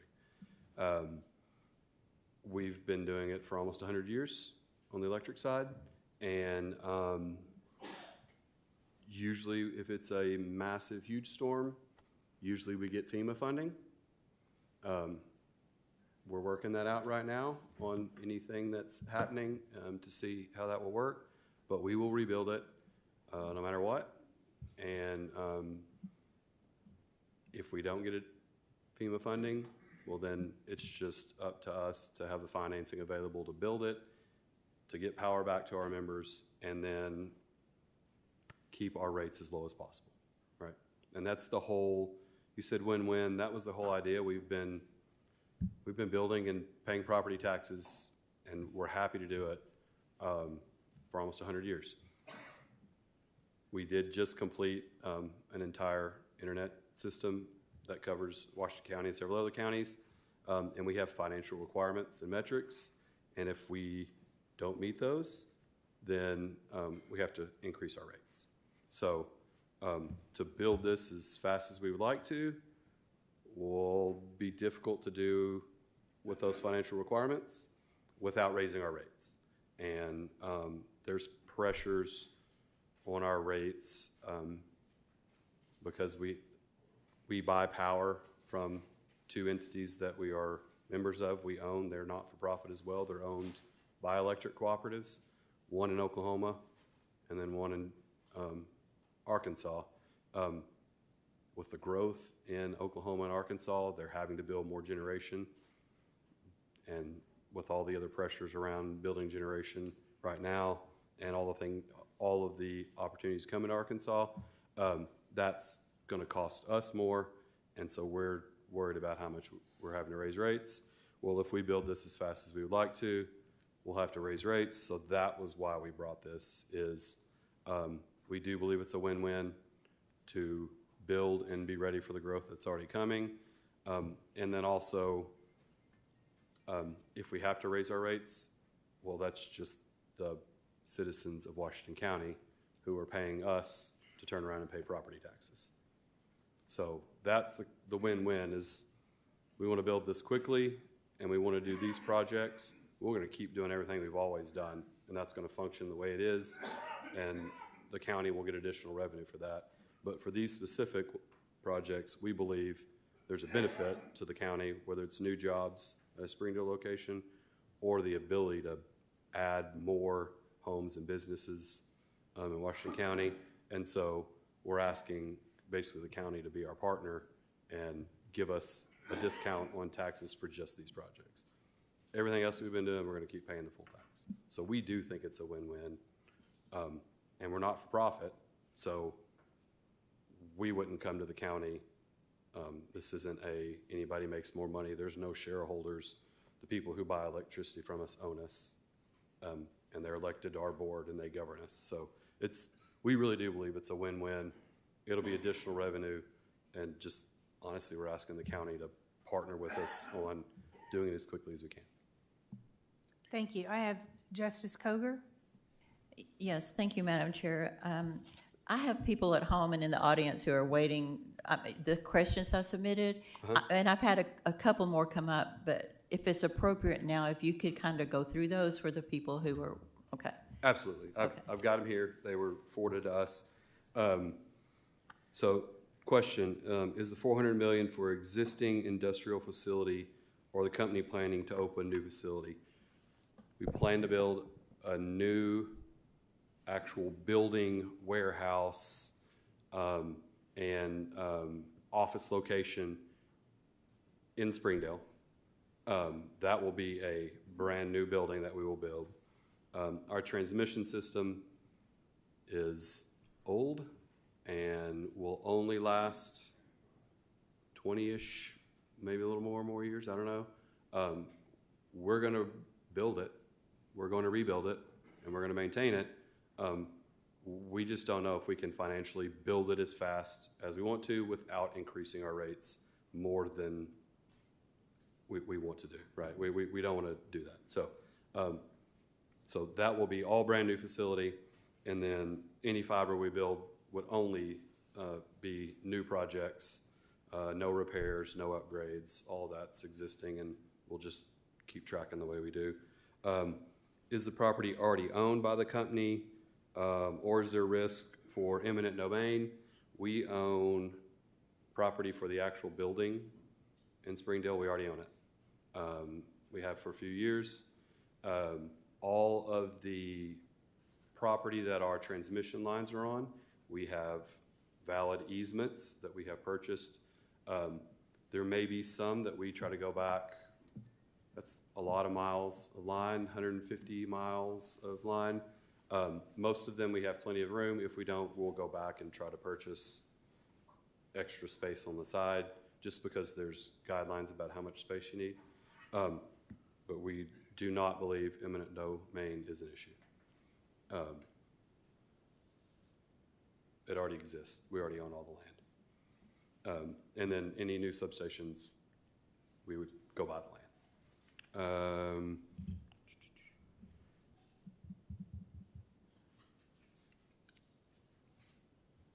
Intended usage, development uses of the land, and for what duration. When we buy land, we own it forever. And we will maintain it and build it, and in the future probably rebuild it. But we plan to use it forever. We've been on Weddington in our headquarters since 1938. And then we have a location in Stillwell, Oklahoma, and a small little office in Westville, Oklahoma, and on Emma up in Springdale. We've owned those for a long time. But basically, typically we own it forever. Is this project, or will this project in any way be related to wind energy or data centers? No. We don't own our own generation right now. Who knows what happens in the future? But we don't own our generation. We purchase it from not-for-profit entities owned by electric cooperatives, where we're a member of and an owner. We have partnered with school districts and the city of Fayetteville on some solar and storage. They own the solar, and a company built the storage for us. We lease it, and we use that to help control our costs, because sometimes it's more expensive to buy power when the sun's not shining, right, and not in the middle of the day. So we basically store energy that the school districts and city of Fayetteville generate. We store it, and then we dispatch it at times that save us money. So we don't actually own any wind or solar or anything like that, or any other types of generation. Data centers, no, this has nothing to do with data centers. And any data center, every single electric utility in the country has been contacted by data centers. Some serious, a lot not, speculative. This has nothing to do with data centers. This is for, the transmission is for existing infrastructure for current Washington County residents and the expected growth of homes and normal businesses, anything else like that. If a data center were to call and actually want to build something here, they're going to have to pay for the substation.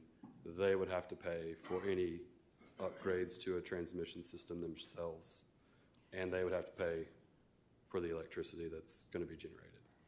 Okay, may I ask, stop you for a moment, because you said something a while ago about rebuild for growth that is coming, and that's why the people who were talking to me, that's kind of what they were worried about, the data centers. That's what you were building for. No, this is normal homes and businesses that we expect. So building an electric grid doesn't happen quickly at all. So we plan years in advance and look at what we expect normal growth to be, that just houses and subdivisions and apartments and buildings that are built. And we're planning for that. It has no bearings of any data centers. Okay. And everybody's been contacted, but we have nothing in the works, anything official right now. Okay. Yeah. Okay, I'm sorry, go ahead. No. Is the 400 million itemized? Yes. Building is very itemized. We have kind of a conceptual drawing, and we'll build that out. That's easy. The miles of line, we already track by county and by school district, and we own all the routes and land, and we own all our substations and own all that land. We have very, very detailed records that we have to submit to the Public Service Commission every year. So we know where everything is, and we have a detail of all of it. The only thing that we wouldn't already actually have a specific place for would be, as we grow, if we need a new substation and just a line to get out to it. And that's not itemized because we don't know where it would exactly be yet. But again, that's why the county will tell us an up to amount, and only for these specific projects, only for these type of projects, not anything else we want to build. And is there likely to be additional funding? So we have constantly been seeking funding for fiber. And the problem is we built it too soon. All the funding, the vast majority of the funding came afterwards. We do have some funding from 2 grants from RDOF and CAF, or the acronyms they go by. That's federal funding.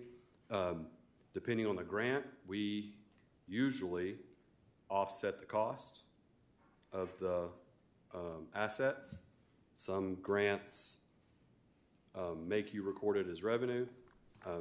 That actually works out better for the county because then it's a higher cost.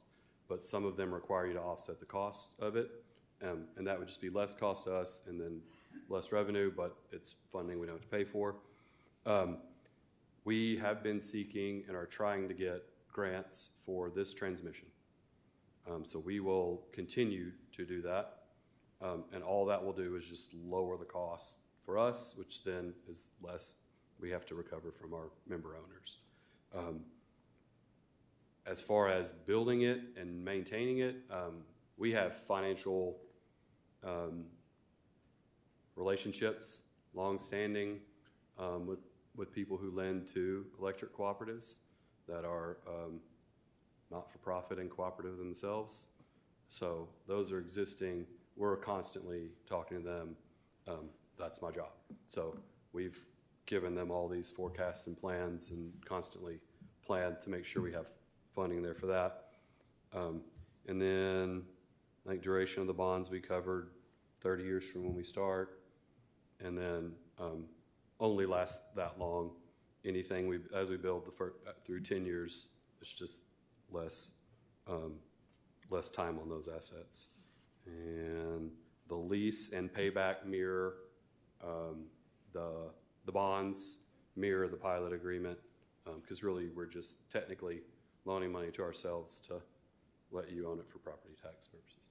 Okay, if I understand it correctly, once these assets are finished, then you give title to the county, and then the county leases it back to you. Is that correct?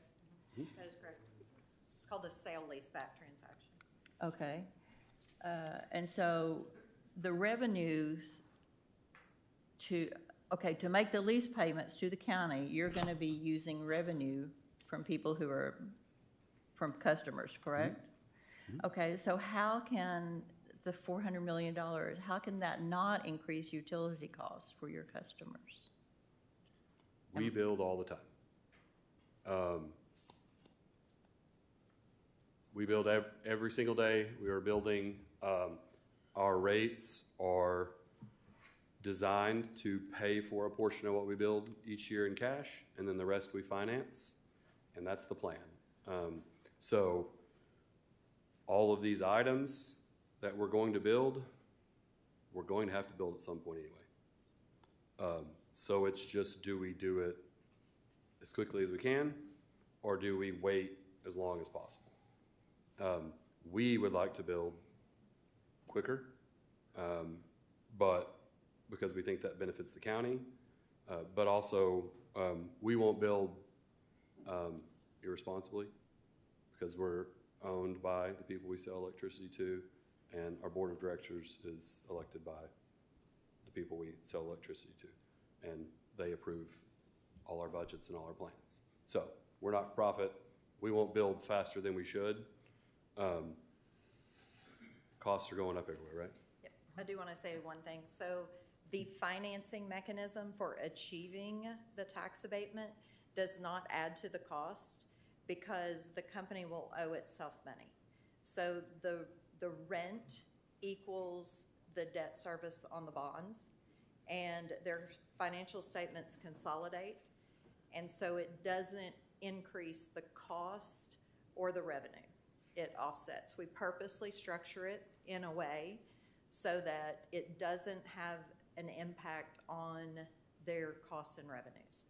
The only increase is just what they do on a normal day-to-day basis, the actual investment in the assets. That's just hard to wrap my head around. I have a picture that I can share with you. It is not on that slide, but I can share that. Also, how many jobs will this project create? The whole thing, how many jobs are you expecting to create? Good question. So we currently employ, between Ozarks Electric and Ozarks Go, 350, right about 350. At the rate we are naturally growing, we're adding about 10 employees a year. The transmission project, we will use existing employees, and then contractors that are based here in Washington County and who do work for us all the time. The transmission project, not a lot of actual job growth for that. The new Springdale location, we would like to hire crews that will be based out of there. We will transfer some and backfill, but that building is designed to last us for years and years. So basically, we plan to add at least 10 people a year, and current estimates for next year are above that. Specifically for this project, I don't know if there would be specific individuals hired, other than we're growing and we're constantly adding people, and the new location is to move people over to and allow us to continue to. So you've already been meeting with the assessor then to talk about the terms for the pilot? No. We haven't talked to the assessor. Typically, those conversations happen with the county judge first, and then once there is support for the project, then we definitely have those conversations with the assessor to make sure that there's agreement on the. Okay. What about Public Service Commission oversight? You, me? Go ahead. So when assets are eligible for tax abatement, then that assessment happens at the county assessor. If they are not part of tax abatement, then it happens at the Public Service Commission. So the assessment process will be moved from the Public Service Commission to the assessor. The typical regulatory and all of the rules that they have to follow, that still stays with the Public Service Commission. Okay. Thank you. Thank you. Finally, last question, Justice Fleming, you get to close us out. It's going to Thank move you. it to the full quorum court. That's what I was going to do. Well, we've got resolution number 11.1. You can do that when Okay. Well, we're there. while we're talking, one quick question. Do you insure, and the question that this young lady was talking about a while ago about disasters happening, well, when Ozark Go come in here, they had to put all brand-new poles in and to raise their lines up.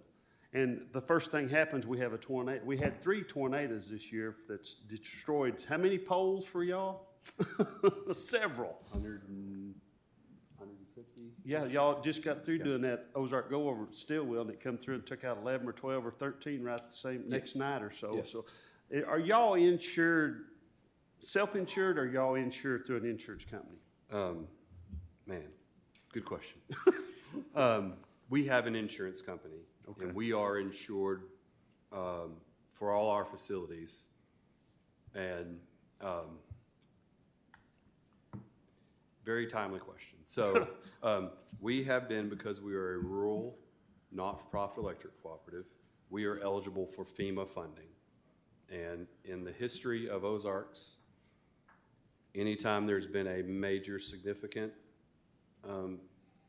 storm that causes damage, you know, you go through the FEMA process where it's identified what, so that's always happened.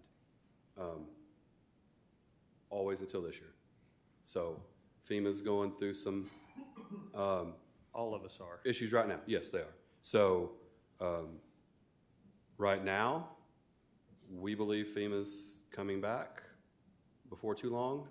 The storm in May, we don't believe we're getting FEMA funding for, but we can handle it and we'll absorb it. If it does not come back quickly, then we will begin insuring against that.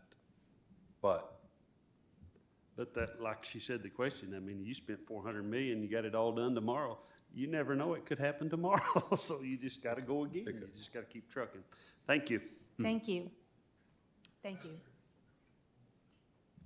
Okay, just to be cognizant, we haven't even hit the ordinances yet. Thank you. Justice Massengale. Okay, just one more quick question. It sounds like these are infrastructure upgrades that need to be made. You're gonna make anyways. It's just the timing. If you get the pilot, you'll be able to do it quicker. If you don't get the pilot, what do you think the time frame is? Are you looking at 10 years down the road before you would make this? no, the normal? probably double that. 20? Yeah, probably double that. Okay, so by making these upgrades now, it sounds like it would actually increase the revenue to the county in the beginning, Yes. but down the road, it would be,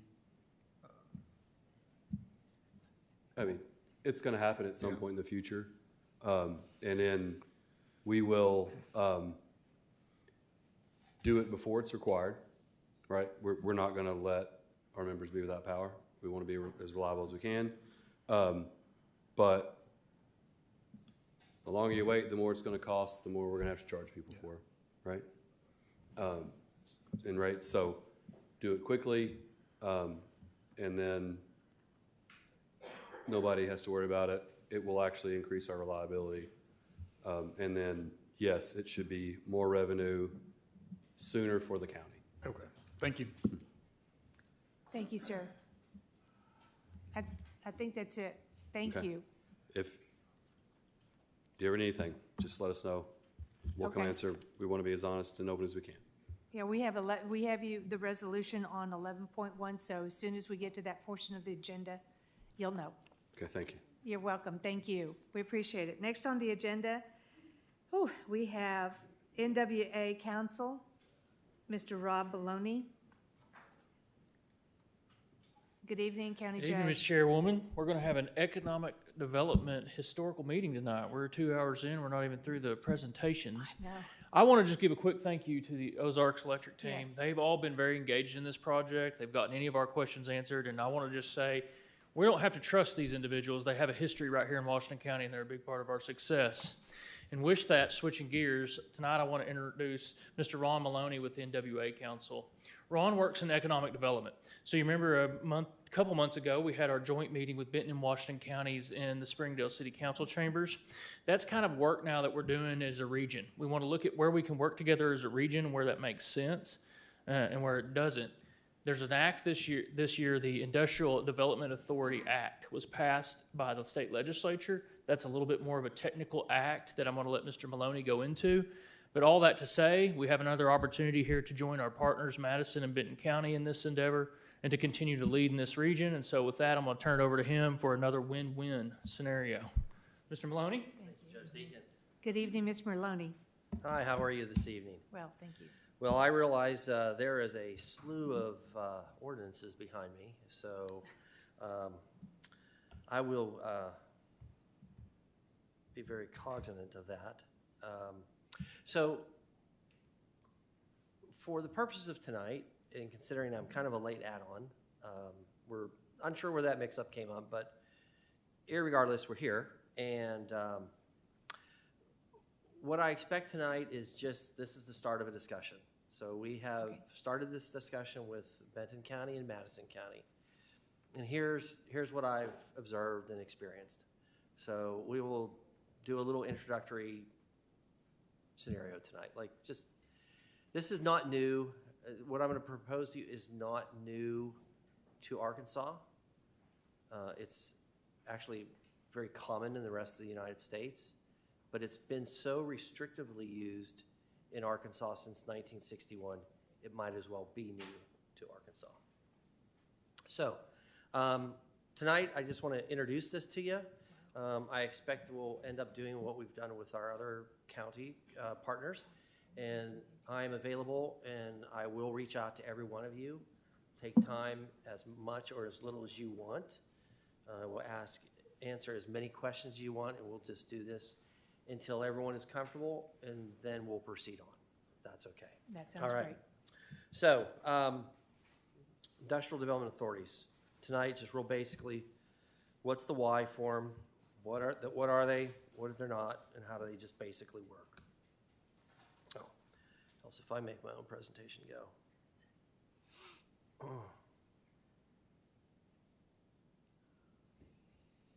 So I can tell him when to advance. Okay. All right. So just advancing on to the next one. So the initial why. There's always something that starts something, right? I mean, there's always something that gets the ball rolling. So when I've been in regional economic development for going on 27 years. It's what I know. And when I got here 4.5 years ago, my family and I, we weren't happy in the place of the United States where we lived. And we had been looking across the nation for a place that suited our likes, our wants, or just our personal family makeup, and that was Northwest Arkansas. So we moved here, and as I began to work here, the first thing I noticed is we have, as you'll see when we go to, we're not going to go to the next slide, but when we go to the next slide, we do not have a well-functioning industrial real estate market. So these are two locations. If any of you had a chance last week to be at the State of the Region event that we had here in Fayetteville, we had both the standard economic presentation, how well we're doing, how well we're not doing, but then we also had a location consultant, and Ms. Hall, she spoke about how the regions, especially some of the regions we benchmark against. Okay, so these are two. One is Austin, Texas, and one is Provo, Orem, Utah. If you look at Austin, that is a healthy real estate market from an industrial perspective. There, you see the green squiggly line that goes through the top. That's your availability. You always want your availability high. If you got a higher availability, there's something for someone to buy, there's something for somebody to rent. And what you want is the blue and the oranges are your inputs, new stuff coming on the market. The other is the taking, either leasing or buying, and coming out of the market. But generally speaking, you always see that green line ahead. You'll see something in this presentation. You'll see that around the same time period, this was during COVID. the real estate market in the United States went crazy, and there was a vast demand for industrial real estate. And so you'll see these spikes on all three of these graphs. But in Provo Orem, they're a little different, and the reason I included them in here is they are kind of like where we are now. So they were an innovation economy and still are. And as they innovated and they started new businesses and they created new products, there was nowhere to manufacture it. And so they started looking elsewhere. And the innovators are going, wait a second, the very thing that I've created, I can't even manufacture in my own state. So they realized they had a problem, and they worked really super hard to get their availability above. You see the inputs into the market, the green, they realized they had a problem in the region, and they went and they worked with their developer community, and they got that inputs up, and now you see their availability is up. Now, wait till I show you our crazy market here. Does that look like any of those two? If you advance the slide, does that look like anything that we've seen on those other two slides? No. We have a wonderful development real estate community. If you need to build a cross-dock distribution building, range between 200 and 300,000, 400,000 square feet, you find that in Northwest Arkansas and all day long. But if you're like me, the regional economic developer who's fielding inquiries day in, day out, week in, week out, you get these requirements for advanced manufacturing facilities where the cost per square foot starts at $195 per square foot and can go up to $385 per square foot. It's a vast difference. We're in a different ballgame. So our developer community here, they know what works very well in Northwest Arkansas. They know how to deploy their capital. They're very good free market capitalists. They know how to deploy capital. They know how to get the best returns for their money, how to start a project, get it taken, either leased or sold.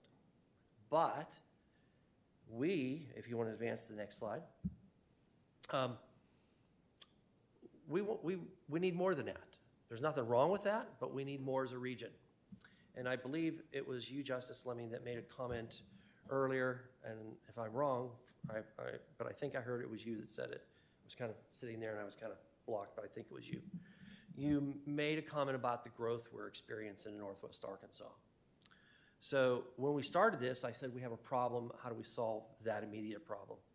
But when we looked at the council more broadly about this issue about our growth, so growth is here. It's not going to stop. So what can you do? You just look strategically. You look and you say, how can I take advantage of the growth but receive higher impact, greater transformation for proactively dealing with the growth versus trying to deal in the back end from the growth happening. And so that's what we started doing. I started doing this in my job one of my things I do at the council.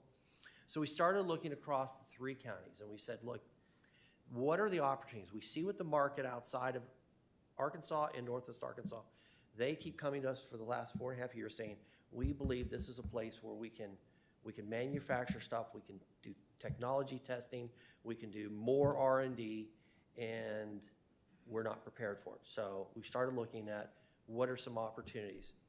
So what I'm proposing here when we talk about developing an IDA, which is a vehicle to get things done, it is not to do tons of projects. It's to do those things that will return the best impact for the capital and the efforts we deploy, okay?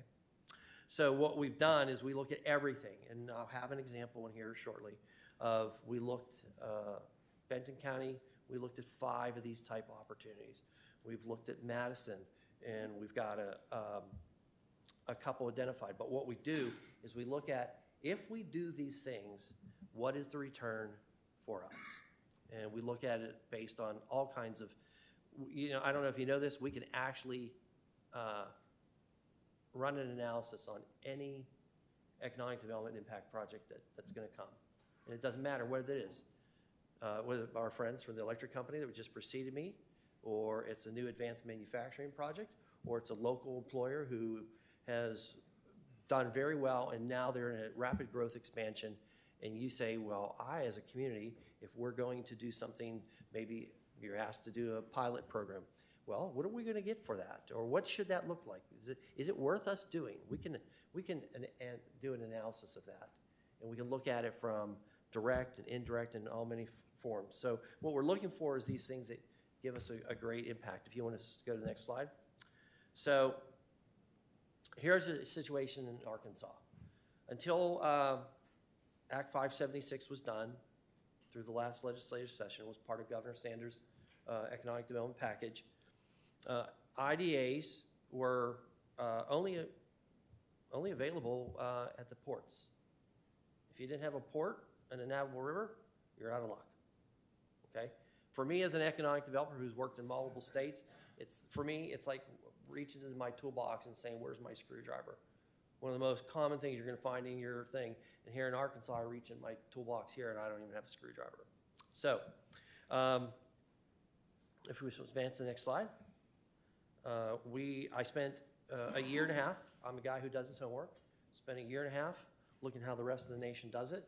And those that are using it very well, I went into their enabling legislation, no matter how far back it was, understood what was working, what wasn't working, what's best, what's not. And then we came up and we proceeded to do that work that eventually culminated through the last session. If you want to go to the next slide. This is an exact representation of what it looked like. So the darker the green on this slide, so that's half the country.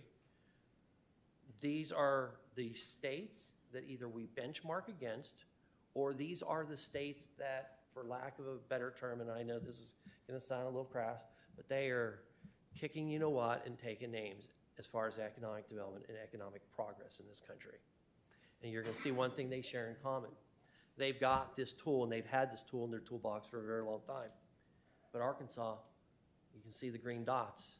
If you weren't one of the green dots, you're out of luck. So, if you want to advance to the next slide, let me just tell you what we do, what an IDA is, what it does, what it doesn't do. Because there's always, this is something we've experienced in the other two counties is working through. Because, like I said, it's been so restricted in Arkansas since 1961, it might as well be absolutely new to Arkansas. So an industrial development authority can be created in two ways according to Act 576 now, because we've expanded it. Every city, every county could, if they wanted to, create their own IDA. But that's a lot of duplicativeness. That's an expansion of government. That's a lot of experts you've got to go out and find to fill those new positions.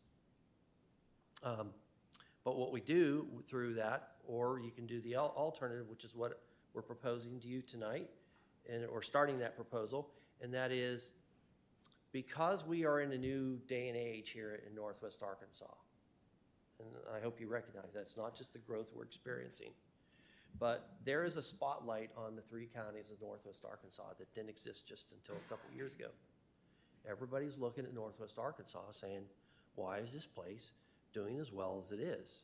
Even with some of those challenges that I presented earlier, we're still doing very, very well. And we have businesses growing here. We have businesses coming here. We have people coming here. It's very fun. My wife is a realtor, and it's so fun to see how one year she helps somebody move here, and then a brother and sister come the next year, and the parents come the next. And it's nice to see this congealing of families in one place. So what we do now through this legislation is we're proposing that we act as three counties and not as individuals. So what can we do if you stand up either of those two, option A or B, whatever you want to do? Before, you could just develop industrial facilities around a port, railways, port, piers, things of that nature. But now when we rewrote this, when we expanded not only who can do it, but you can acquire, develop, improve, rehabilitate anything from industrial property, commercial, R&D, innovation, technology deployment, testings. Yes, the ports are still there, but we are in a different age now. I mean, people are looking for places, not only do they create stuff, but they want to know, does it work? And does it work? Can it be deployed and actually work in the real world? So that's part of this testing that I put in there. What we primarily do is we use industrial revenue bonds. Okay, so industrial revenue bonds is not a new tool. It's been around for a very long time. First known occurrence of it is 1930. This is what happens when you're economic developer, regional economic. Has 2 degrees in history. I have to throw a little history in every now and then. First occurrence of an industrial revenue bond being used anywhere in the United States was in 1936. But for all intents and purposes, the IRS coded it in 1954, and then there's been congressional revisions ever since. But basically what we do with an industrial revenue bond is an IDA. Client comes along, a prospect, and says, I want to do this. And so we look at that company and we say, all right, what's your project? You got this much capital. You say you're going to do this. You're going to create this. You're making these commitments. And the next thing you do is we look at their balance sheet. Do they actually have the money to do what they say they're going to do? Do they have a track record of doing it? And so what we do is we construct a deal. And whereas the revenue that deal is going to produce is what pays off the revenue bonds over time. What that means to a community is, unlike a general obligation bond that's municipal or otherwise, there is no impact to a county or a locality, because it is the company who is going to produce the revenue and pay for the bonds, and it is not against the county's credit, good faith, its assets, or its resources. So that's some of the things we do and we don't do. If you want to go on to the next slide. So, what did I do? Oh, I see if I hit this thing too hard, it vibrates and goes backwards. Okay, so our proposition to you, and this is just a proposition for tonight, and I know we'll work together in the coming weeks individually until everyone is satisfied. The proposition is for Benton, Madison, and Washington County, which forms the federal MSA. So we're layering right on top of the federal MSA to form a regional industrial development authority so that we can undertake transformative high-impact projects. So if we're going to have growth, let's have growth on our terms. Let's have growth on our economic development in terms, not reacting to what's just happening. If you want to go to the next slide, I'm going to give you an example of, okay. So this is an example, just so you know, these were not things that I just made up. So we looked at a project and we came up with an original economic impact analysis. And then one company came to Northwest Arkansas and could not find the industrial space for itself. And so it went to North Carolina. Another one, we had a chance to compete for it, but we weren't ready either, and that went to Ohio. But if we take those numbers and all the other things we look for this one site, and it's not just a site where one thing is going to go. It's going to be a technology park. These are some of the things that we were able to show. Over the next 20 years, this development will create 19,787 new jobs, direct and indirect. Annual earnings, over $2 billion. Average job, 103,000. I mean, that's significant in this day and age. You can live, a family can live in that, and 2 parents don't have to work if they choose not to. The last thing is the one that, as an economic developer, most excites me. We call it the annual economic output. That is the amount of new money that is created by this overall activity that comes into a market and spends and spends and spends over a 20-year period. So if we were highly successful at this one, if this is the project we actually choose to do in Benton, and probably might be, but nothing's a given yet, can you imagine what it's like to have $300 billion new dollars floating through recirculating through 3 counties? This is what we mean by transformative high-impact projects. So again, what we're looking to do in each county is, one, what makes sense for the county. Each county in this region has a strength. And part of our job as economic developers, working with you, is to make sure that not only is the project smart and it has a return, but does it fit the community? And then, does it have a return worth doing the effort to do? If you want to go to the last slide. I did this one. This is one I did for a project that we're looking at in Madison County. Things are scaled according to counties, right? I mean, every county in this region is a little different. But can you imagine for a county like Madison, if somehow $89 million in new capital got deployed in the next 20 years? You know your neighbor. That is high impact and high return for that community. But it doesn't have to require a ton of jobs. It doesn't have to require a lot of impact. We're not asking anything from them because the deal will drive the development and the infrastructure. Let's just go, if you want to go one more slide. I don't take up the time going through all the FAQ because I actually emailed last week a document called that's more broad than what's in the presentation. And I gave it to you last week. Now, I know there are two that didn't get it. Justice Lopez, I got a notice that kept saying it was not delivered to you, not delivered, and not delivered to you 3 times. Did you get it? I think I got it. Okay, well then that's just technology lying then. But I think the other one was Justice Dean. Did you get it actually? Okay, good. Then the notifications were liars and everyone's got it. That set of FAQs is far more robust than what's in this presentation. And I would not want to bog you down in that tonight. But at the same time, I'm not skirting it. What I would propose is that going forward over the next couple weeks, I would love to meet with every one of you and spend as much time as you need and answer every question, every concern, and every positive hope that you might have that comes out of this. And when I say, I'm just going to give you an example. I had one justice. I will not say in what county, but that justice said, I have a couple questions, and 3.5 hours later, we were done with 42.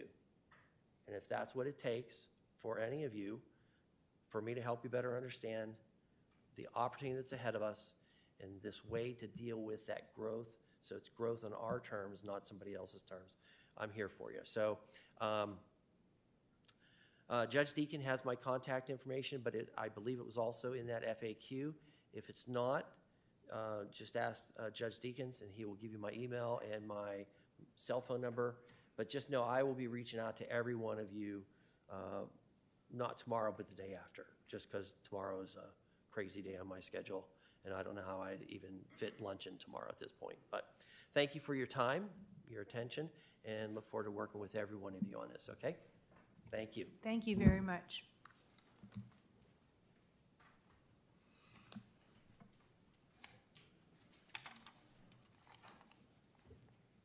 Is everybody okay?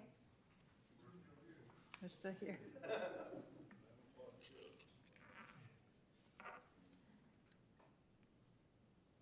Okay, Justice. Okay. No, I think we need to get up and have a 5-minute break. 5 minutes, everybody, okay?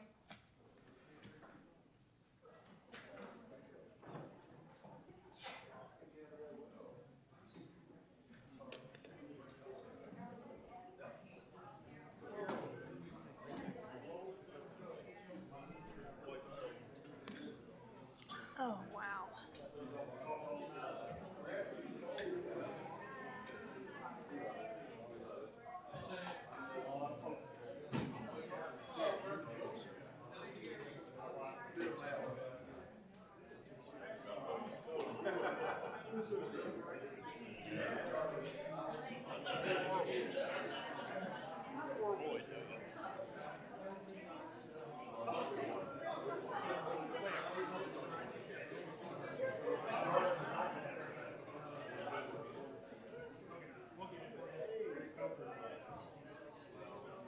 Yeah.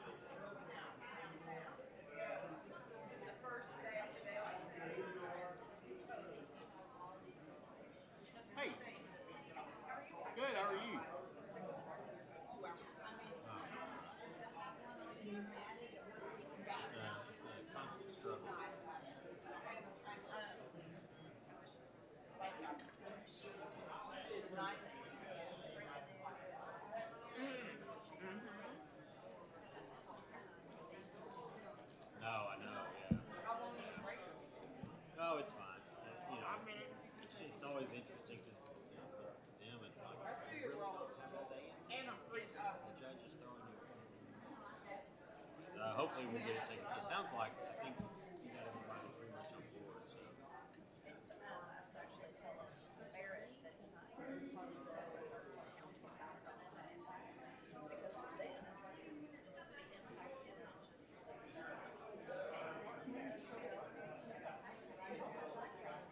Yeah, yeah. Yeah.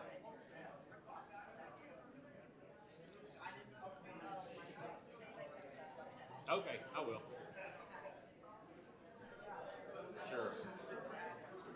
No, I don't think so. I mean, they have a lot of questions, so I think once they understand kind of what's going on, it helps out. So.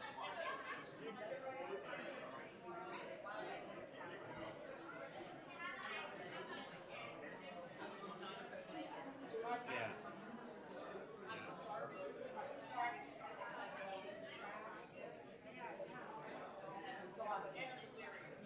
Oh, but you got some people that think that it's the worst idea ever. This is just taking money from taxpayers and giving to friends and.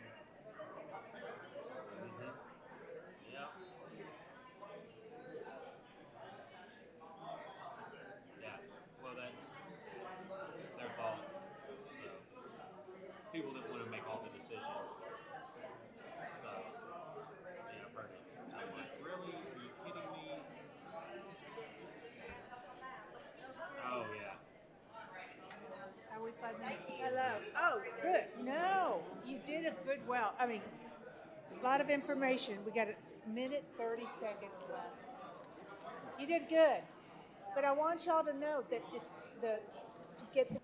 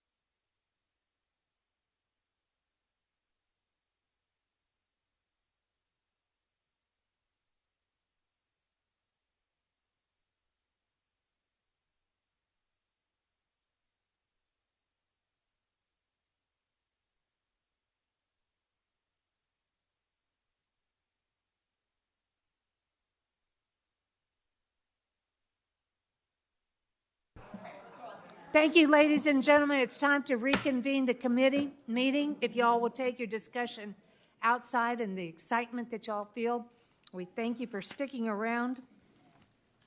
All right, JPs, are we ready? Thank you. Next on the agenda is 9.1, Ordinance 2025. It's to be enacted by the Quorum Court of the County, Washington, State of Arkansas, an ordinance entitled an ordinance amending ordinances and for other matters pertaining thereto. Councilor Lester? Or who's introducing this? JP Lyons. Thank you, Madam Chair. So as we started, the most recent one's the one we hand out, has the .2 under the item. So a little explanation. So I started out amending an amendment to an ordinance 2019-04 and found out there was this ordinance. So we decided the best route was amend this ordinance and then repeal 2019-04. Therefore, we've got one ordinance that provides the information versus multiple. Bottom line, I have found it difficult to be prepared for meetings. We would get agendas end of day Friday. We'd have a meeting Monday or Tuesday.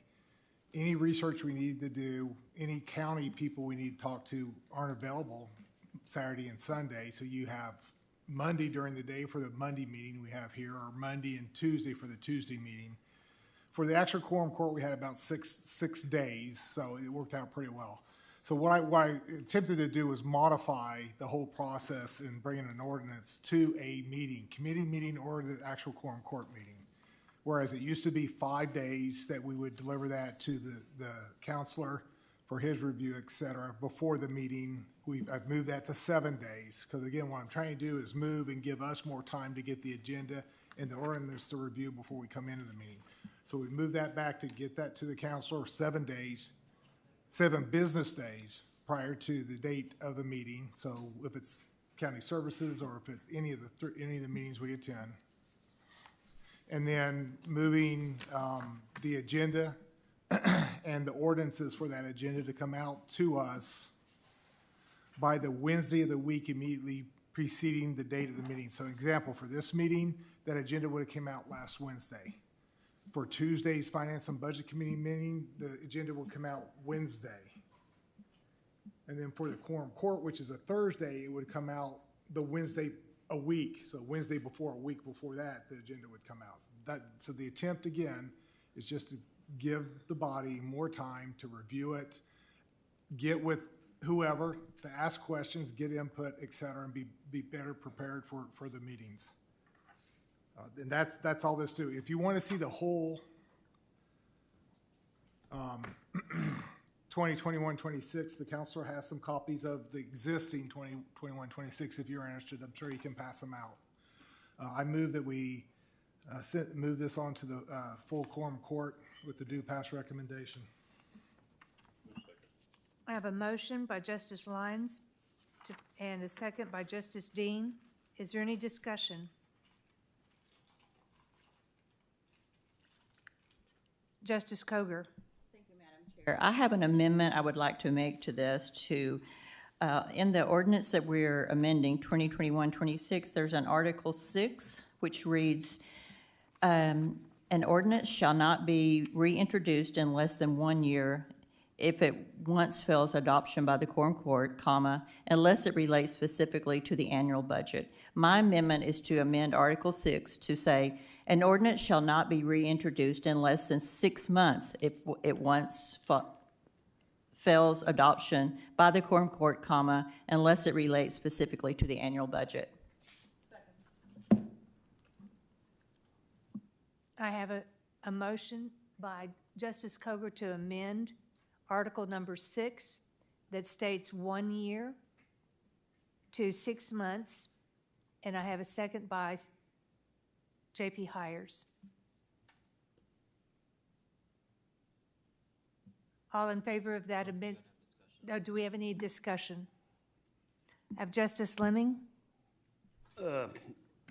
Brian, is it so that if I bring something up and it fails, can I bring it back? The person that introduces it, is that true or not true?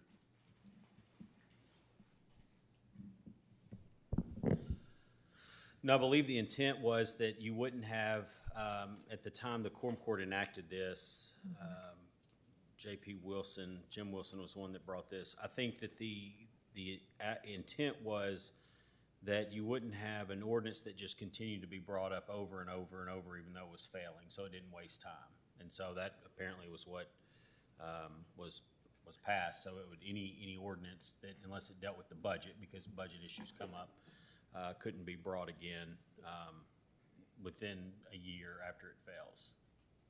So that answer would be no. Yeah, that answer would be no. Justice Wilson? Yes, thank you. I think I would be opposed to changing this from a year to 6 months because you may very well be bringing something up under the same budget, whereas if you wait 12 months, you're going to be considering it under a different budget, which I think would be a crucial factor. So if you say 6 months, maybe it's under the same budget, maybe you're in a new year. To be clear, except for budget items, this is just a proposed ordinance. Let's just say every family is going to be limited to 2 cats, and it was put to a vote, and it failed. But you want everybody to have 2 cats, so you bring it up again, and the way it states now, you have to wait 1 year before you can reintroduce that ordinance since it already failed. And that was to prevent, as County Lester mentioned, it I going would back still- and forth, but not with budgetary issues. I would still contend that a year is a reasonable Okay. time to wait. And some things aren't directly budgetary matters, but they're happening under a budget, under the umbrella of one budget. Sometimes a budget may indirectly affect something there too. So I think it's a good rule as it exists. Thank you. I have J.P. Stafford. Thank you, Madam Chair. This is another question, I guess, for Mr. Lester. One of the things that I've never really been clear on is what counts as the same ordinance versus a different ordinance. Like, how different does something have to be before it's not considered the same ordinance? Is it changing a single word in the ordinance? Is it more like changing the actual like material mechanism of what the ordinance does? So that's been the big question on this, and I don't know that we've ever pushed it. And it really, the ordinance when it was passed did not really specify what that is. So I don't know that I have a good answer for you because the court, when it passed this, didn't really get into the details on that. Okay. And so that's, would kind of be left up to the body and then the courts to interpret if someone challenged that. Okay, so that might be something that potentially you might want to look at tightening up the language on, is what counts as being the same ordinance? Only repackaged. Yeah. As I recall, this had to do with the landlord Bill of Rights.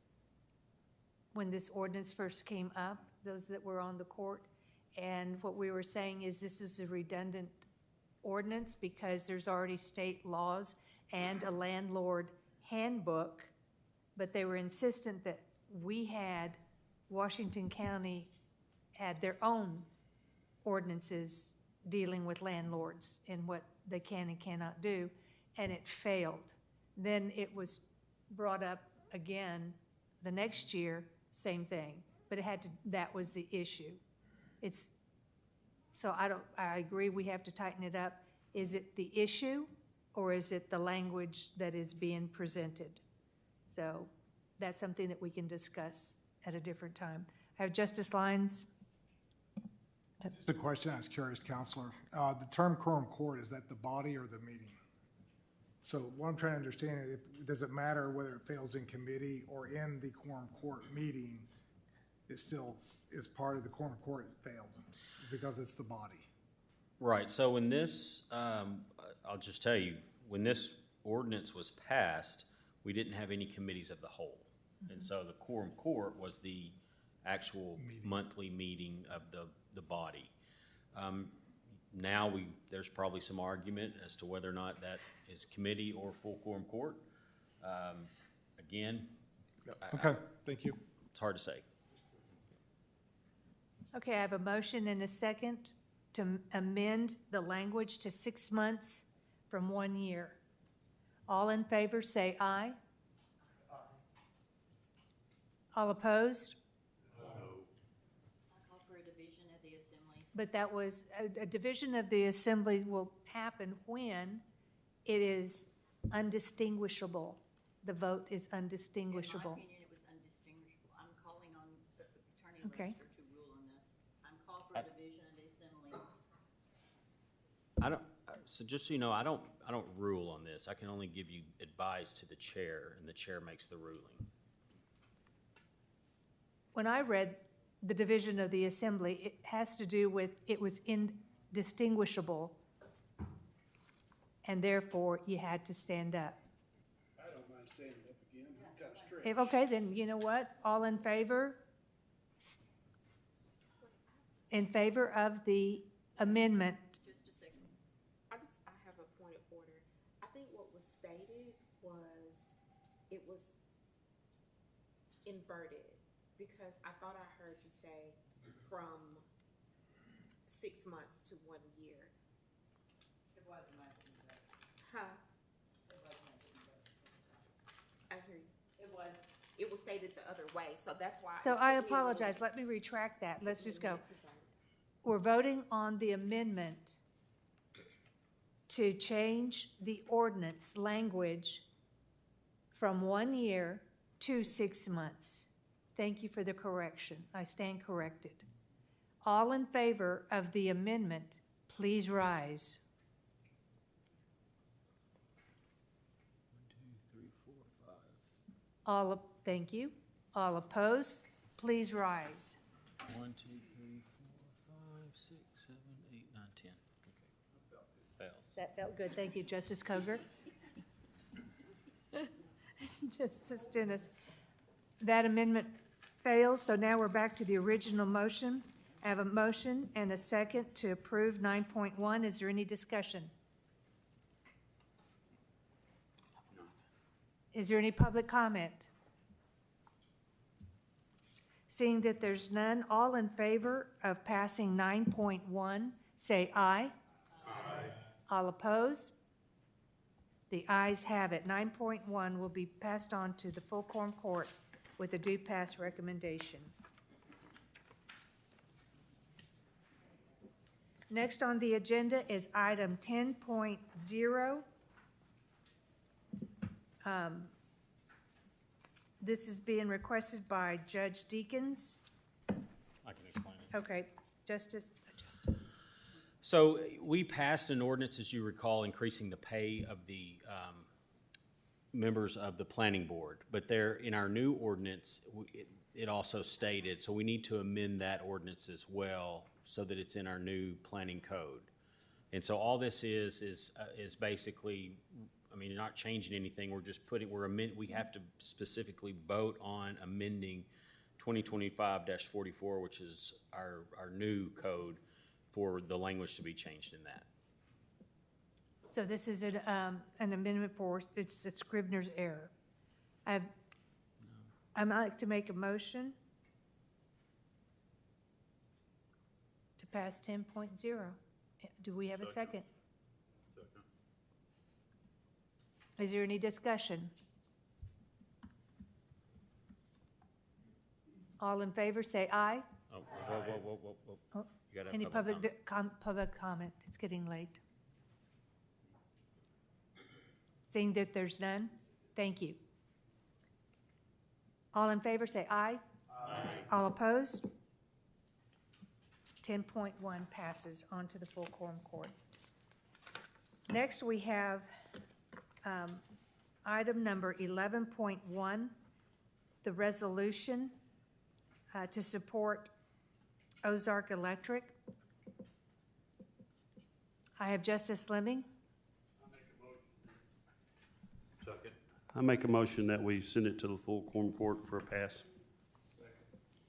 I have a motion by Justice Fleming and second by Justice Dean and Dennis. Is there any discussion? Is there any public comment? Oh, Justice Coger, thank you. Thank you. I appreciate all the information the Ozarks Go that you have brought. You've been very informative. You've answered my questions. But I'm just concerned with foregoing revenue, that revenue, those taxes could crowd out or delay needed capital projects for the county, or it might cause service cuts or force a tax increase at some point. And I'm not comfortable with giving a private company a tax break to build an office building. And at one point, they said that, what I heard was it would move forward with or without a tax break. So it's hard for me to understand what the real public benefit is with that. Those are my comments. Thank you. Thank you, Justice Coger. Is there any public comment? Oh, Justice Lyons, I'm sorry, I didn't see this. I snuck in. You did. Thank you, ma'am. Well, a couple of items. So I think, in my mind, the benefit is, one, it's going to get done quicker. I think we as a county will see more tax revenue quicker. Two, it'll keep the rates for the customer lower for a longer period of time and provide more reliable service. So I think there's huge benefit to the county and the constituents in supporting this and moving it forward. Justice Massengale? Yeah, thank you, Chairman. I agree with the two statements that J.P. Koger made, actually, and, you know, I think I'd like to have more time to study the actual, you know, does this actually result in a net benefit financially for the county? Because it's hard for me to really understand that. You know, I understand that the investment would be made sooner than without the funds, but, you know, what is the total benefit financially from the county from that? So, thank you. Just as a reminder, it is a resolution to support the ongoing issue of housing, sorry, wrong one. It's a resolution. I have Justice Pond. Yes, Madam Chair, thank you. I'm seeing this as it was presented. We're going to experience an increase in the revenue stream from this. And after the bonds are paid off, there'll be like a huge balloon of an increase.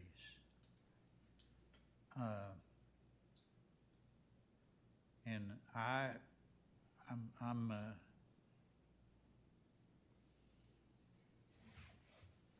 I'm kind of thinking, I'm enjoying the idea of,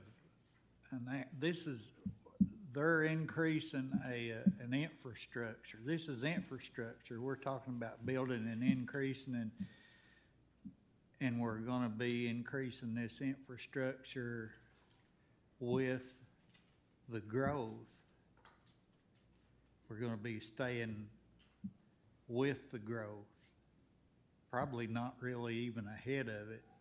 We're just keeping up with growth. Where there are other forms of infrastructure, as we experience, we're way behind the growth.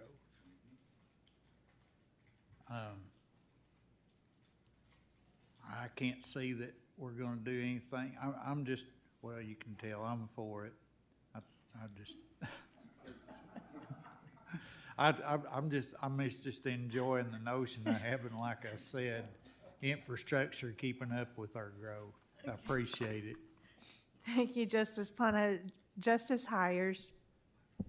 Thank you, Madam Chair. I kind of want to echo what J.P. Pond said here, and also J.P. Lyons. It's a resolution. This is not an ordinance. But y'all, this is critical infrastructure. It's a critical infrastructure, and it is of the utmost importance that we stay ahead of that. We all sat through the meeting in Bentonville where we learned about how much this area is growing. So I absolutely support taking care of this. Thank you, Justice Hires. Just a minute. I have Justice Lopez. Thank you, Chair. Again, to echo the sentiment of a couple of the JPs that spoke before me, like we said, in increasing our investment in infrastructure, it's a lot of the reason not only to get ahead of growth, but also because it impedes growth, as we've heard previously. We have to have infrastructure available to grow in the ways that we would like to grow, or we will be stuck growing in the ways that we can grow. And I think that is something to consider when we consider, infrastructure investments. Again, this is not something that's going to raise debt liability for the county. We're not on the hook for this. This is something that they're doing, that they have to finance through us because of how the law is written, even though they're just borrowing money from themselves. But there is no legal vehicle for them to do it otherwise. So I don't think that we're on the hook for anything here, and I do believe that it, as it's been said before, it's a win-win situation. Thank you. I have Justice Stafford. Thank you, Chair. I just wanted to correct the record on something that was said earlier, to the effect that this was going to be a tax break going to a private company or corporation. Ozarks Electric is neither of those things. It's a nonprofit, and in fact, it's a member-owned cooperative. So I just wanted to make that correction, and I'm going to be voting in favor of this. Thank you. I have Justice Brunn. Thank you. I think this court has an obligation not only for what we do today and what we look for as incoming today, but we have to build for this future. And we have to think about the money that's going to come in down the road to help Washington County. And I just can't see anything but positive. And I realize that people, and I understand that some want to take an extra look at it and things, but in all honesty, this is an opportunity that I don't think we should kick down the can down the road with. I think we need to get on the board with it. So, Thank you, Justice Bruns. I have Justice Lyons. I think Justice Oh, Dennis Justice Dennis? hasn't spoken yet. Okay. Spoken yet. Well, that's fine, thank you. I want to just thank Judge Deakins and Brian Lester, County Attorney Brian Lester, as is listed here. They did a lot of work on this even beforehand, and so it's not like it's something new. And we got the report last time, or a month ago, and we're dealing with one of our best companies in Northwest Arkansas. I'll be voting yes, and I encourage the rest of you to do the same. Thank you. You're welcome. Here, here. Justice Lyons. If this was an ordinance, I'd be ready. I think it's very positive, but just so we all have complete understanding, Counselor, this is a resolution, which basically just says we agree with it, let's proceed. What's next steps? I mean, ultimately, is it not correct? An ordinance that will have to come through the quorum court and approve to actually move forward at some point. Is that correct, or am I misunderstanding? No. No. So this is something, so one of the things that the county judge position has is authority over local tax matters. Okay. The county court has exclusive original jurisdiction over those matters. So as it comes to something like this is actually a decision that's to be made by the county judge. Okay. Judge Deakins wanted the quorum court to have some input on that. It's not required, which is why there's no ordinance. And so before Judge Deakins decided to grant this request, he wanted you all to have a say in whether or not you support this or not. So that's all this is. If this resolution passes by the quorum court, then the judge will then begin and will execute what's needed for Ozarks Go to get the relief that they're requesting, and then they'll go from there. Thank you. Just knowing that he has our support and our input. I have Justice Fleming. I just want to say one more thing, that Ozark probably wouldn't tell us 100% if we asked them, but about 4 or 5 years ago, there was some builders trying to build some chicken houses in the Weddington area, and they was told by several people that they couldn't build them there because they didn't have enough power to run out there no more. And so, for some reason, the new Weddington substation come on, and we got to build more chicken houses. So there's probably some truth that they need this power and they need some help to get stuff upgraded to continue growing in this Northwest Arkansas, which is growing in leaps and bounds. So thank you. Call the vote, please. Okay. Justice Massengale. Just one more quick thing. The way I see it, these infrastructure improvements are going to be made one way or the other. All this does is changes the timing, moves it up, so it's done now instead of 10 or 20 years down the road, and if they're waiting 10 or 20 years, that means it doesn't need to be done until 10 to 20 years down the road, in my opinion. Then the other thing it changes is who pays for it. Do the taxpayers pay for it, or do their customers pay for it? And, you know, I have a tendency to feel that the customer needs to be paid for these. Tax dollars won't. Great. So, thank you. You're welcome. Is there any public comment?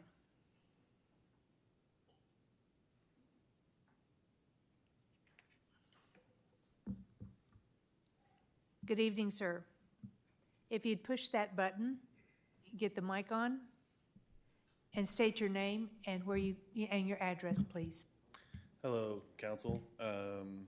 My name is Nick Caffrey, and I live on Divide Street. I believe that puts me in your district, Mr. Dennis. Thank you. Everyone's seems pretty excited about this, and I'm not going to say that infrastructure is not necessary, but I do want to be like one person who voices a little bit of a concern about possible risk. You know, when you're making an investment, there's always a possibility it can go risky. And, you know, they were talking about how they've had some of their infrastructure destroyed right after they put it up in tonight's meeting. You know, so I'm just want everyone to know that I do support infrastructure, and I do think the county has a role to play, especially with like a nonprofit provider like Ozark Go, possibly. But I think we should be careful to just realize that there's a risk here, and the taxpayers could be on the hook for it. So I just want to state that. Thank you. Okay, thank you. Now it's time to vote. All in favor of the resolution of 11.1, say aye. Aye. All opposed? No. The ayes have it. It will pass on to the full quorum court for adoption, or is this it? This is it, okay. But it will not be full quorum court, but not on the do pass recommendation list. Thank you. Moving on to item 12.1, a resolution introduced by J.P. Lopez. Thank you, Chair. Yes, my resolution is pertaining to the ongoing issue of housing federal inmates in the Washington County Detention Center.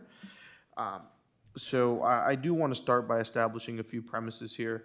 The first of which is that, as we've heard tonight, there are people who are not in beds. They are sleeping on the floor, so to speak. The other thing that I would like to establish is that we understand some of our obligations as set out by Arkansas state law.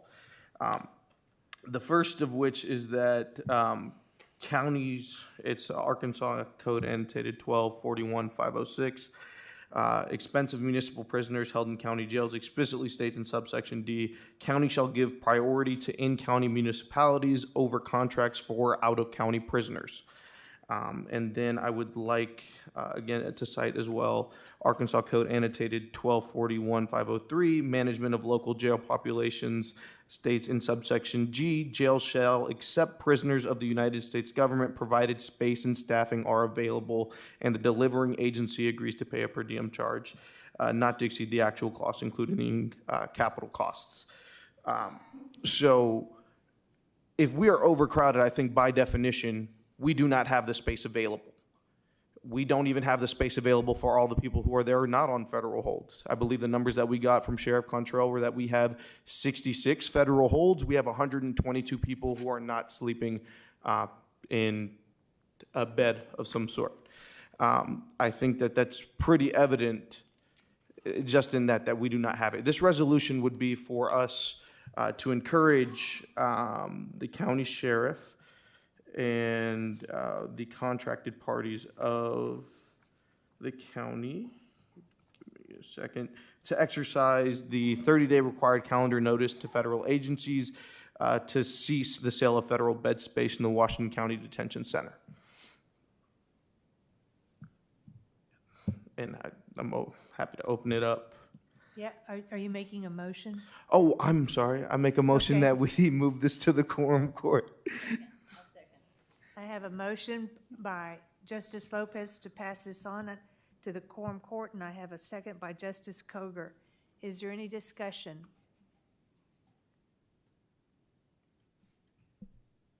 Justice Lemming.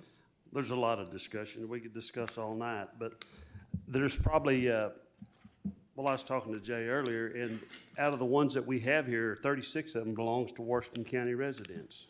And we can say the state, we can say the county, we can say the federal government, but that's all our tax money. I pay federal taxes, I pay state taxes. So if they're sitting in Little Rock or federal pen somewhere, I'm paying taxes. What's the difference from being right here? And a lot of these moms and dads that goes to visit these people that's here from our county in our jail, they don't have to drive all the way across the state of Arkansas or all the way across the country somewhere. Right here is just as good as anywhere. And to say that there's some of our people probably down in Little Rock that they're paying for us, or our people somewhere else that's getting paid. So you're tossing coins either way you go. So to me, we need to leave it alone, let the federal government be here with us and help us, the same as the state prisoners. I mean, everywhere's crowded. All federal pens is full, all state pens is full, all county jails is full across this country. So we're going to have to give them a lending hand and help, however we can. Thank you. Thank you, Justice Fleming. I have Justice Koger. Yeah, thank you very much, Madam Chair. Every available space at the Washington County Detention Center should serve Washington County's own needs. We do not owe the federal government anything. We should not be housing the prisoners. The federal government, we would not, if we did not house them, they would be housed somewhere else. But that would open up beds for us. I think the overcrowding at the jail is severe, very severe. It adds to staff strain at the jail. It increases the risk of injury, illness, and lawsuits that taxpayers end up paying. And this practice prioritizes revenue over responsibility. It shifts our focus away from reducing jail overcrowding. It does that. It shifts us from talking about expanding pretrial services, improving safety for both inmates and staff. What it comes down to, if we cannot meet the needs of our own residents here in Washington County safely and humanely, we have no business contracting with outside agencies to take in more people who are not our responsibility. Our first duty is to the people of Washington County. If you don't mind, I'm sorry. Sheriff Cantrell, would you mind answering a few of my questions?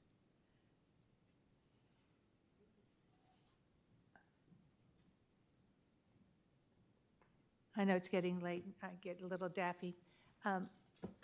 Thank you. And the second whereas, it says that this is creating unsafe, unsanitary conditions for both the detainees and jail staff. Is that correct?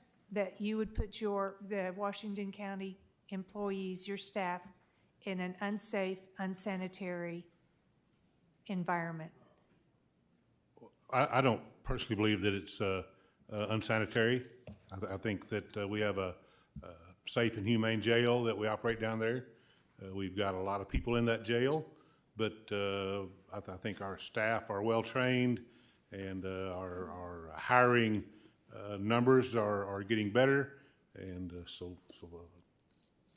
I think our staff is safe, whether we have federal prisoners or whether we have state prisoners. What about the unsanitary conditions that you're accused of creating by having these federal prisoners sleep on the floor, or anybody sleeping on the floor? Is that unsanitary? Well, we have jail standards that we have to meet, and jail inspection yearly that the state jail inspector comes up, and they've never. Have you ever been cited for unsanitary conditions? No, ma'am. Okay. Can you speak to this resolution that's being proposed? Well, I'm a law and order guy, and I think that this does benefit the citizens of Washington County. Just this past week, 3 pretty serious drug offenders were sentenced in federal court for selling and delivering drugs in Washington County. They've got federal sentences, and they'll do almost 100% of that sentence in the federal prison. And this last week we also had an indictment for a person who sold fentanyl to a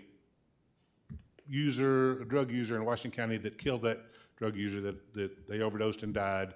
And that's a Washington County citizen, and this person now is being indicted on federal charges for causing that overdose death. So I think the federal hammer is pretty heavy, and I appreciate our federal prosecutors and our U.S. attorney taking these cases on, these Project Safe neighborhood cases where people have drugs and firearms together, large quantities of drugs and firearms. So I'm happy to see those people go through the federal system and go to Club Fed. So we're not housing people from New York or Massachusetts or Kentucky or other states? Well, we have 9 people here on But federal they were charges. here, weren't they? Well, that have addresses from out of state, but they committed crimes in our In local area. Washington County, Well, so in they're our local withholding area. to us. Could be Benton County, it could be Crawford County. The federal courthouse is in Fayetteville, and so these people are typically here in our jail because they've got a court case in the Fayetteville U.S. District Court. But what my point was, they didn't commit the crime in Kentucky, and Kentucky's shipping them over here because they don't have any bed space, and you have floor space. No, they're from our They're from our from area. our area, Yep. living here. Correct. Okay. Are there any other questions?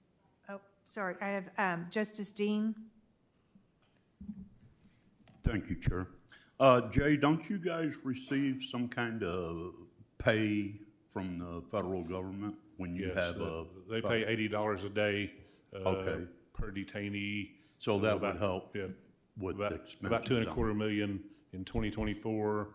Bobby estimates $2.375 million in 2026. Very good. Anticipated revenue from the federal detainees. Okay, thank you.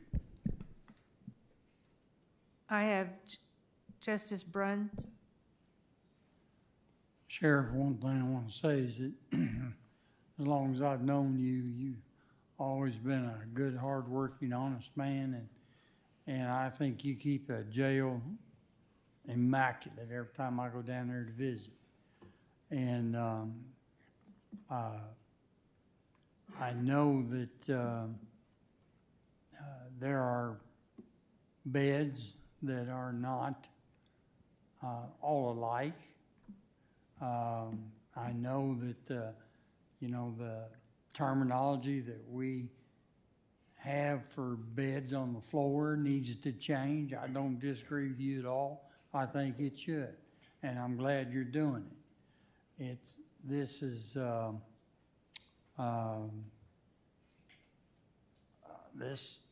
whole thing of the federal detainees, where else are they going to stay? Because you are right, the federal courthouse is sitting right here in Fayetteville. That's where the judges are going to want them. That's where they're going to want to visit with these folks when they have to. That's where the attorneys want to visit with them. And so my question is, have you ever had a federal employee or a federal detainee escape from there?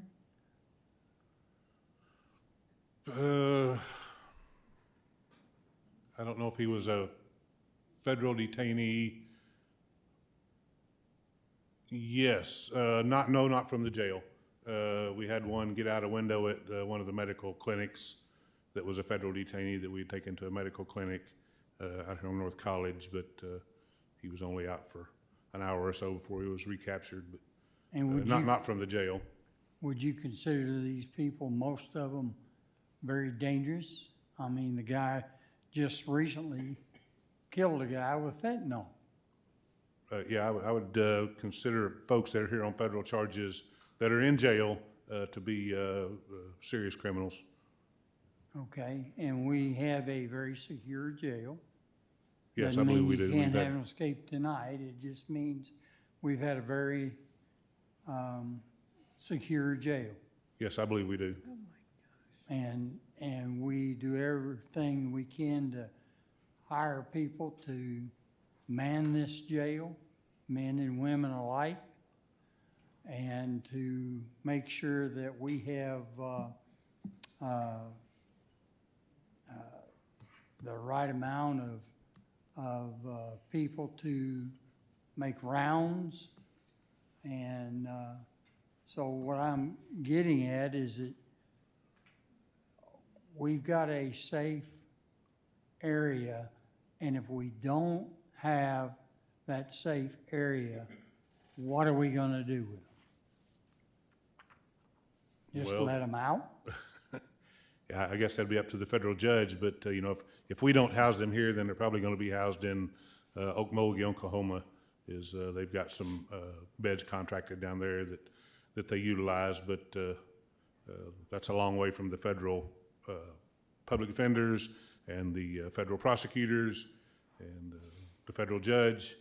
And, you know, it's, I think, a good partnership for us to house these people, keep those relationships strong with our federal partners. So basically, it's going to be a hardship on all the innocent people and not a hardship on them. That's correct. Okay, thank you. I have Justice Stafford. Wrong one. Where'd you go?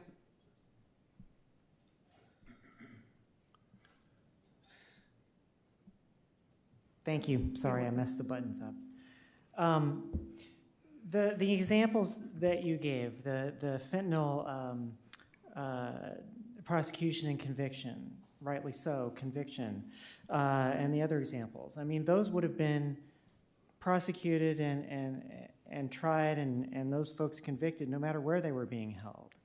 I mean, is that? Yeah, well, in yes. my mind, you know, that's irrelevant as to where they're being held. I mean, those folks should be tried and convicted, whether they're here, whether they're in Oklahoma, or whether they're somewhere else. You know, I'm not entirely. I think it's a good thing that they were convicted. I'm not sure how that's entirely relevant to this. And the entire time I've been on the quorum court, and even before, dating back to 2018 or before, one of the major problems that this quorum court has been trying to solve in conjunction with the sheriff's department has been overcrowding at the jail. I mean, it's incredible tonight to hear this problem being downplayed that we've spent so much time and energy working on. In fact, your predecessor, Sheriff Helder, even took it to the voters to try to, as a jail expansion as one solution to relieve overcrowding the jail. So to hear it described tonight as if the overcrowding at the jail is kind of no big deal and not something that we need to address is sort of, I'm kind of stunned, to be honest. Not from you, but from my colleagues here. I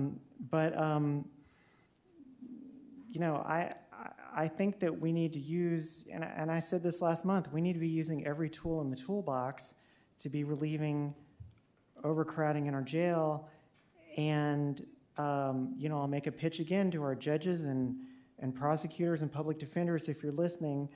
Pretrial services is something I'd love to see a plan for. But in lieu of that, I think this is one potential solution to give priority to folks who have convictions at the local level, because this is a local jail. It's not a federal facility. Thank you. Doesn't the CRI, isn't that pretrial services? The CRI program is pretrial services? Yes, correct. Okay, Yes. Thank you. Next I have JP Lopez. Yes, thank you, Chair.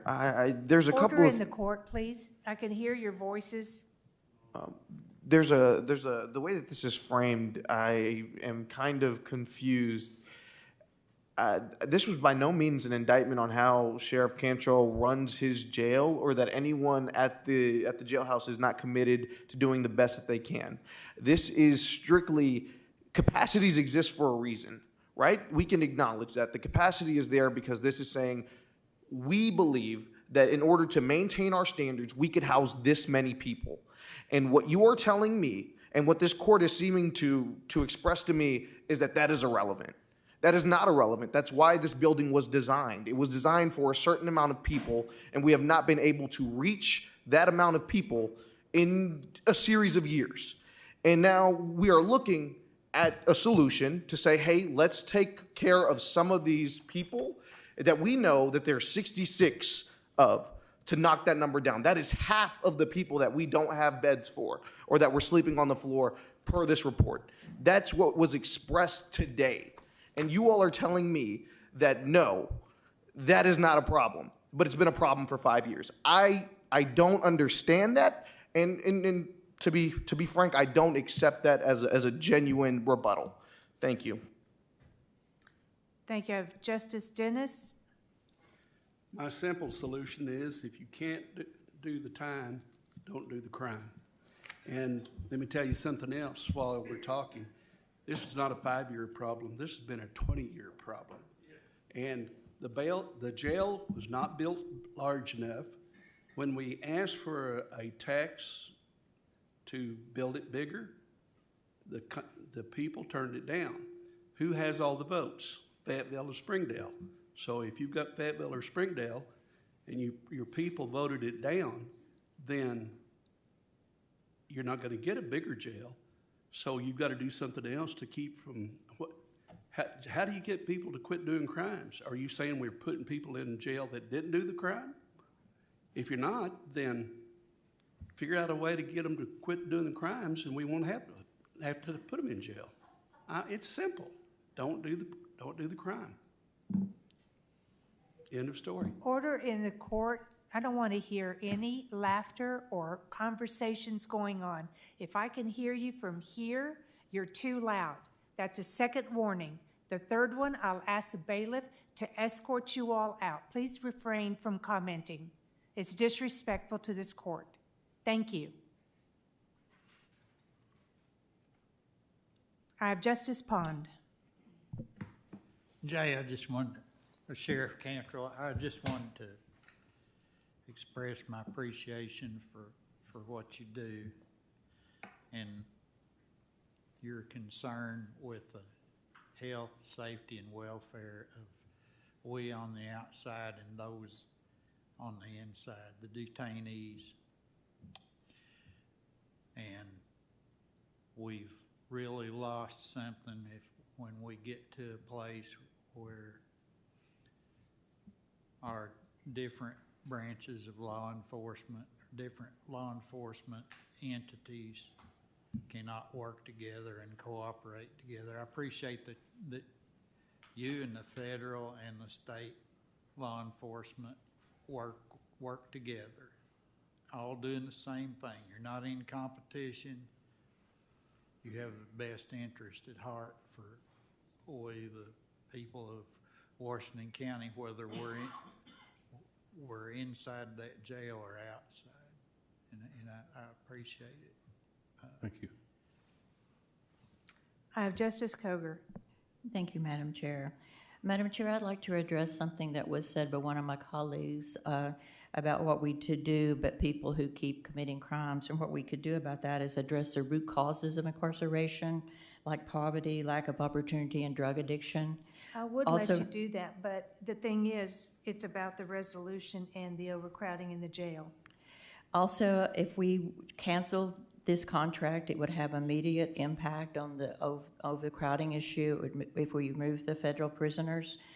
And addressing overcrowding, to me, is much more important than having a relationship with the federal government. And I want to read from Arkansas Code Trev 41506, Section D. Counties shall give priority to in-county municipalities over contracts for out-of-county prisoners. That's a statute, and I'm reading. So I support this, and I'm thankful to J.P. Rivera-Lopez for bringing it. Thank you. I have Justice Ricker. Sheriff Cantrell, out of all the federal prisoners you have, how many of them are only on federal charges? There's 35 that have state charges out of 36, so about 30 of them. 31 only have federal charges. Okay, thank you.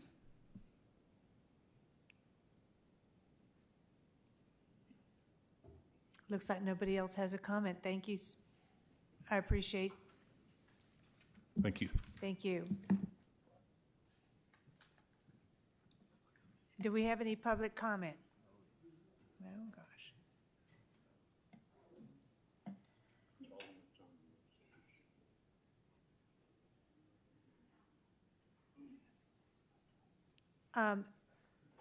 Because of time constraints, I would like to say, if you are for the resolution and passing it, please go to this side of the room, if you would please. If you are going to speak against the resolution, will you please line up on this side of the room? We have 15 minutes to speak, or 12 minutes of public comment time, and that's all. So you all decide how you want to spend that 12 minutes and make a public comment. If you're going to be repetitive, just agree with that person and stand up next to them. Thank you.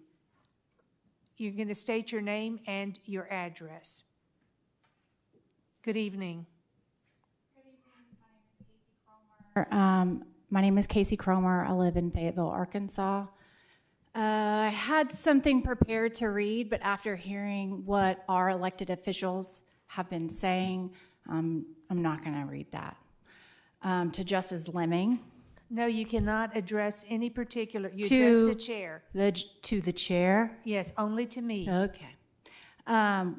When you say, what's the difference? I didn't say anything. Of having, let's think about, what is the difference of having people, federal prisoners here in our county court or our county jails, the difference between having them here or somewhere else where they can be tried for their crimes, when we have 133 or 122 people sleeping on the floor, and you're wondering how difficult it is for the parents to go drive to Little Rock or drive somewhere else to go visit with their children.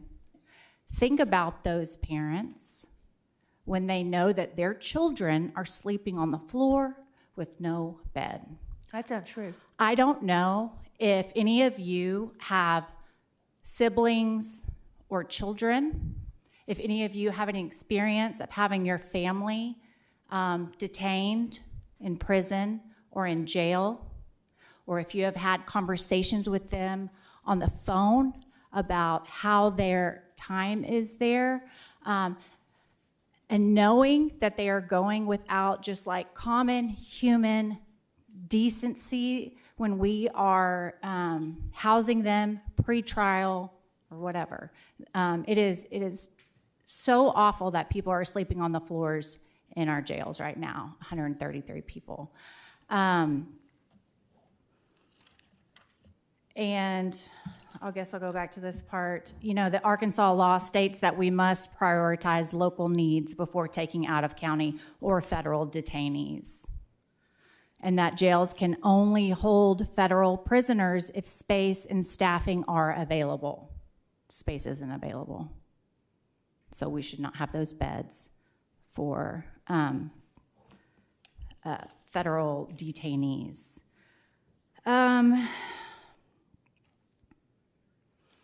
I guess that's the main thing. I'm not going to read that whole thing. There are people behind me who are going to say basically the same thing, so I'll let them do that. Thank you. Thank you. She turned off the mic. Will you please cue up the mic again? My name is Erica Martinez, and I live in Springdale, Arkansas. I'm here because I believe how we treat people, especially people in custody, says something about all of us. 5 years ago, this county passed a resolution asking to end its contract with federal agencies because of unsafe overcrowding. That resolution was never honored. And now, 2025, conditions have only gotten worse, with 133 people sleeping on the floor. and nearly 100 federal detainees taking up space. The issue is about leadership and about refusing to profit from harm. Every day that contract continues, our county is choosing to overcrowd an already overwhelmed facility for $80 a day per person. That number might look like income, but it hides the real costs: millions in expansion, unsafe working conditions, and erosion of public trust. Our community deserves better. The people working in that jail deserve better. And the people being held there, regardless of where they come from, deserve basic human dignity. You have the chance tonight to finish what the county started in 2020, which is ending this contract. Do what you should have done years ago.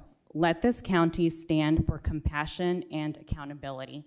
I really hope that you guys hear this out and vote for this, because it is inhumane to have people sleeping on the floor. Good evening. State your name and your address, please. Hi, my name is Rosita and I live in Fayetteville. Our community members live in fear every day with the re-implementation of 287G and the heightened law enforcement in our area. We have seen an increased arrest rate of our community members who have been arrested and put into ICE custody, 165 from September 17th to October 30th, and 72% of those individuals have been put into holding for ICE. Those individuals have no criminal charges because a person can be held for ICE with no criminal charges. Many of these individuals are being arrested in Benton County who does not sell their beds to ICE because they are overcrowded, as we are. We are overcrowded. And those individuals are being sent down to Washington County. So what it would appear is that Washington County and other law enforcement are being incentivized by the current agreement to fill beds for financial incentive at $80 a day. And by doing so, law enforcement is profiling our community members, whether intentionally or not, of who fits these parameters. Last time 287G existed in Washington County, the justices of the peace at that time decided to break these ties with the program because it wasn't working for our community. If it didn't work then, why do we think it works now? I'm asking all of you to consider the well-being of your community members. I'm asking you to reconsider the selling of beds to ICE. This program only disrupts our community, creating fear among our neighbors who fear that their families may be ripped apart at any moment. Thank you. Is this the last one? No. Public comment, please state your name and your address, please. Hello, my name is Alejandro Victorino. I am a resident of Fayetteville. Firstly and foremostly, I would like to thank y'all for giving us the time to speak and for allowing us to have your undivided attention. Most of my colleagues and friends and community members have probably already said what I was going to say, so I've just got one last thing to add on my part. We just had a great weekend. I hope that everybody had a wonderful Sunday. I know I did. I don't know how many of y'all attend church, but a little food for thought from Hebrews chapter 13, verse 1 through 3. Keep on loving one another as brothers and sisters. Do not forget to show hospitality to strangers, for by doing so, some people have shown hospitality to strangers, to angels without knowing. Continue to remember those in prison as if you were together with them in prison, and those of you who are mistreated as if you are yourselves suffering. Whether or not these people have committed crimes, we should treat them as human beings. Overcrowding has been an issue for years. Whether or not they're sleeping on the floor or they're sleeping on a small little mattress or in a sleeping bag, these people deserve basic human requirements that are met by our county. And we deserve to treat them well, and we deserve to treat them in a way that, like my friend just said, if they were our children, we would be okay with seeing them in those situations, because everyone deserves a chance at redemption. Thank you, and I hope that y'all reconsider your positions on this matter. Thank you. Good evening. Public comment time. Please state your name and where you're from, please. Hi, my name is Andella Hines. I'm a resident of Fayetteville. It was actually 15 years ago today that a committee of community members and Sheriff's Office officials gathered together to identify 4 guiding principles that were going to guide the Sheriff's Office. Those were integrity, professionalism, respect, and fairness. They expanded on the principle of respect, writing, "Respect is our pledge to treat everyone with dignity, understanding, and compassion." Yet, as I learned that inmates are regularly sleeping on dirty concrete floors of overcrowded cells, I do not see dignity, I do not see understanding, and I certainly do not see compassion. These guiding principles I've mentioned are so core to our values as a community that they're still in the Sheriff's Creed today. A decade and a half later, that creed states, "I pledge before God and my community to faithfully perform my duties with integrity, professionalism, respect, and fairness. I will bring a good attitude to work and take responsibility for all of my actions. I will have the courage to do the right thing for the right reasons without exception." It is in the spirit of these principles that last month I submitted a FOIA request to the Sheriff's Office requesting intake information for all detainees in 2025. I'm concerned that not only was my request not acknowledged within the 3-day business period as required by law, but I had to request a response twice more through email 7 business days later and have yet to receive complete records or an estimated delivery time. Additionally, and most alarmingly, I was informed that the records of inmates detained by local immigration officials will not be provided. As a tax-paying member of this community, I am horrified that my county representatives will allow a federal agency to hold individuals in our jail system while denying access to those public records. At its core, this means the federal government could come into this community, detain a member of this county in a prison that is funded by their own tax dollars, and local officials in Washington County will usher this community member into a crowded jail cell to sleep on a dirty floor for days without question, without transparency. This scenario is not imagined, it's real. We should be a strong local democracy with a citizen oversight. Yet we are continuing to allow the federal government to drain our limited resources at the expense of our community. It is my hope and prayer today that the committee has the courage to do the right thing for the right reasons without exception. Thank you. Thank you, ma'am. Public comment time. Please state your name and your address. Sarah Moore, Fayetteville. One of the things, too, that I want to bring up to add on to the comments is that hasn't been stated is that during our federal contract renegotiation to the $80 a day, we also, not long after that happened because of the resolution that was passed in 2020 asking to end that contract. And so that allowed some negotiation to the $80 a day. Additionally, we were asked if there might be some specific beds that could be set to the side potentially for the feds. It's very interesting that after voters said in November 2022 no to jail expansion, we used our COVID relief money to build 88 beds at the tune of $18.8 million. I think there was a statute that was read earlier that said that there was a per diem or per day cost that was supposed to be put with all in capital cost. I think we could do the math pretty simply to understand that we're getting to about 90 federal detainees at one time. We're building 88 beds. That math to me seems to add up, that $18.8 million expansion that we're doing is for the federal government. And I'd like for us to recoup all of those costs that they are accruing to the local taxpayer, because that is not our burden. And I'd like to hear from this body and from county judge. If that's not the case, I'd like to hear that and see that explained, because again, the math doesn't math. Additionally, Okay, your I'd like time to... is expired. Thank you, Ms. Moore. Thank you. And time is expired. We're now voting on the resolution. We're going to go ahead and do that. We have a motion and a second to extend that time. You have to have the floor.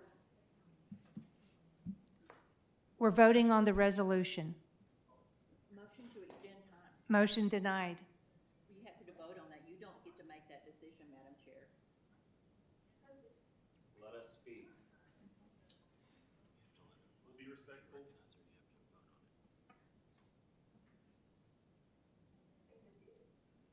I don't believe anybody was recognized to speak or make a motion on the floor. Nobody was given the floor. And that right and that privilege and that authority belongs to the chair, regardless of who they are. Belongs with the people, not you. I'm the people. Anyway, all in favor?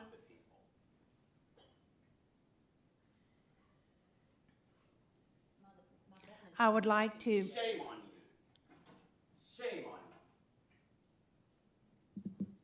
All in favor of passing the resolution, say aye. Stand up. Aye.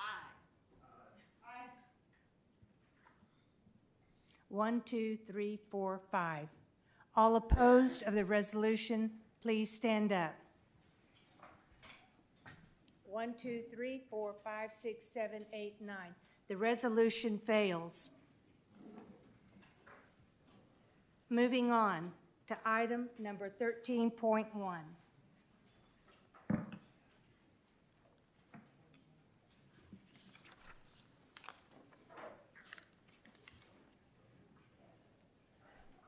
J.P. Bruns.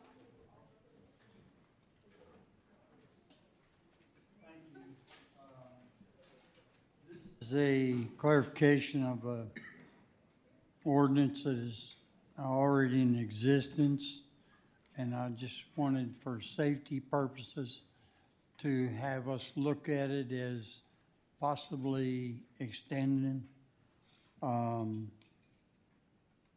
it. And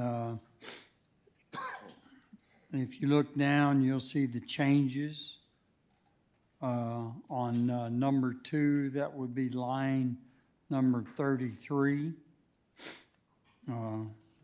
All road equipment operated by the Washington County, Arkansas shall have the official seal of the Washington County, Arkansas in a 24-inch diameter roundel. Now, I did have somebody say something to me earlier that the rest of them were 12 that are outside, and I went and measured them, and they were correct. They were 12 instead of 24. So, and then as we continue on, whenever possible, as permitted by the design of the vehicle, a roundel shall be affixed on the driver's door, side door, and the passenger side door of each vehicle required to display the county seal as provided in this ordinance, which I am asking that for the safety of our citizens, which I can say to you that I have been many situations called to help on emergency issues, and there's a lot of people that are asked to help with traffic, help with issues that know nothing about law enforcement, know nothing about who people are, and for us not to have that insignia on a vehicle is endangering the lives of people during an emergency situation, which mostly is complex in its own to begin with. And so I am asking that we extend this to say all vehicles, not just certain ones. So, thank you. Colleagues, I will draw your attention to the heading. It says an ordinance amending Washington County Code Section 230.4 and for other purposes. You can't do that. We cannot amend a county code. Now, we can amend a county ordinance, but this says county code. If you would like to submit this, withdraw this for tonight and submit it to the county attorney for proper vetting and language, you can do so, but this is not in proper form. submit it to who? To the county attorney. There is no county attorney. Okay. Huh? Well, how many times has he told us Excuse me, that, Mr. Bruns, if you want,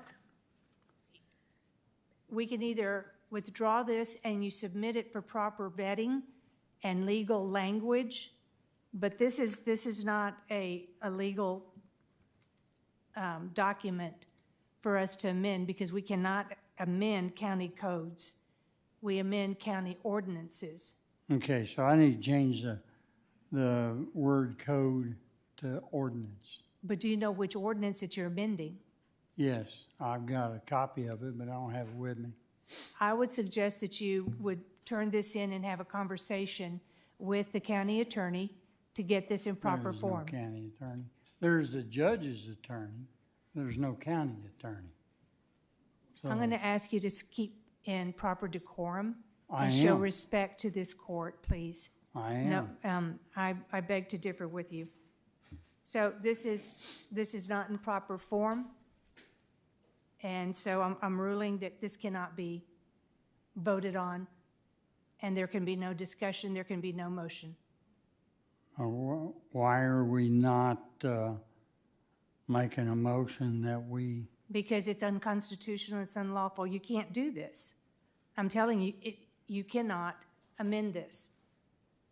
So, thank you. It's up to you to decide if you want to engage in pursuing this, then submit it properly and get it vetted, and then reintroduce it at next month's meeting. okay, so I can get it vetted with an attorney? No.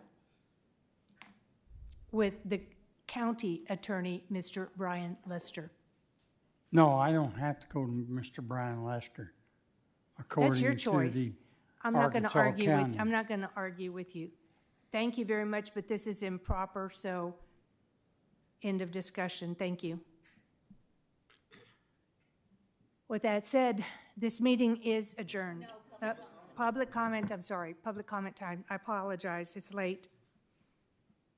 Thank you all for public comment time.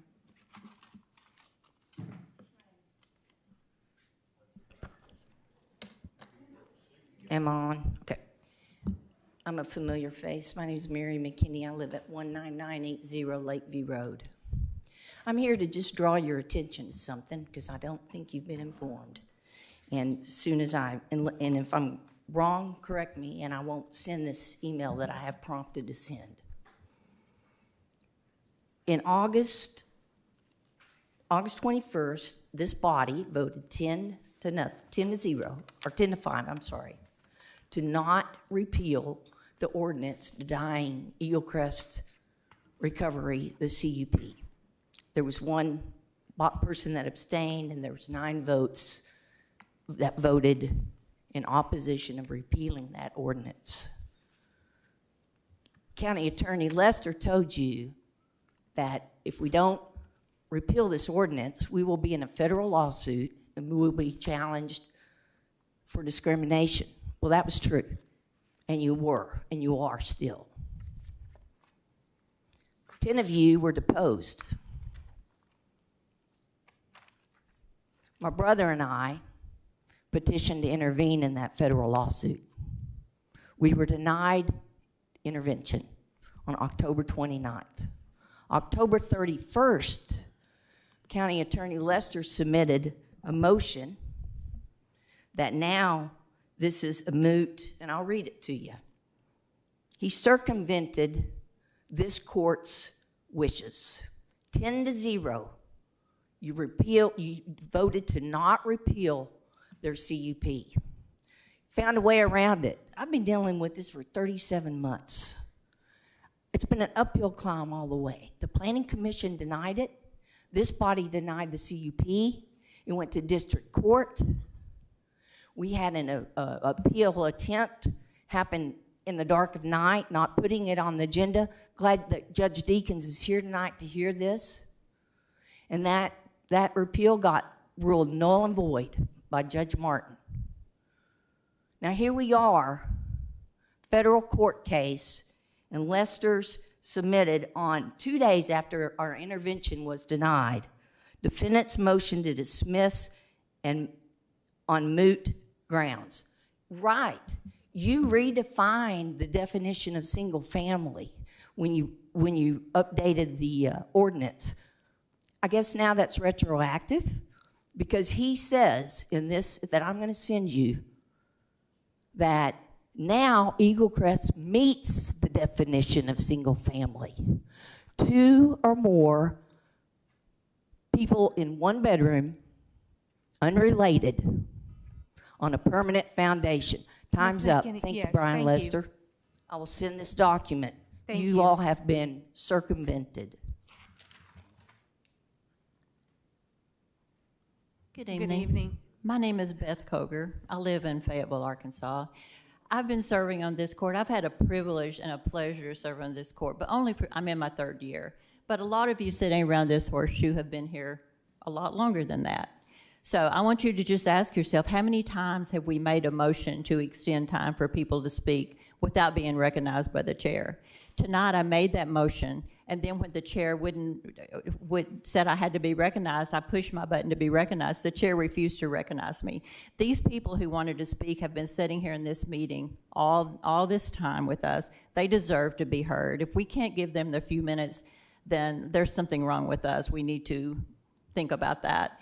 And I'm just asking that you, for in the future, that we address how we're going to do that, because that's not how it's been done. People have made motion to extend time repeatedly without being recognized by the chair. And what do you do when the chair won't recognize you?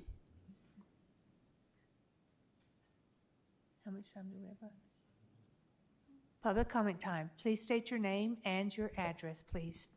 My name is Jesse Buchanan, and I'm a resident of Fayetteville, Arkansas. And I had a lot of things planned to say that were either said by somebody else or made null and void and unimportant by the way that we have been treated tonight. It's been made very clear that you will not be listening to us, regardless of how many of us have showed up to speak and sat through this entire meeting. I'm sorry that we are asking you to do your job and represent the people of this county who have repeatedly expressed that we do not want the federal government to be using our jail. We do not want the jail expansion, and we are concerned about the overcrowding.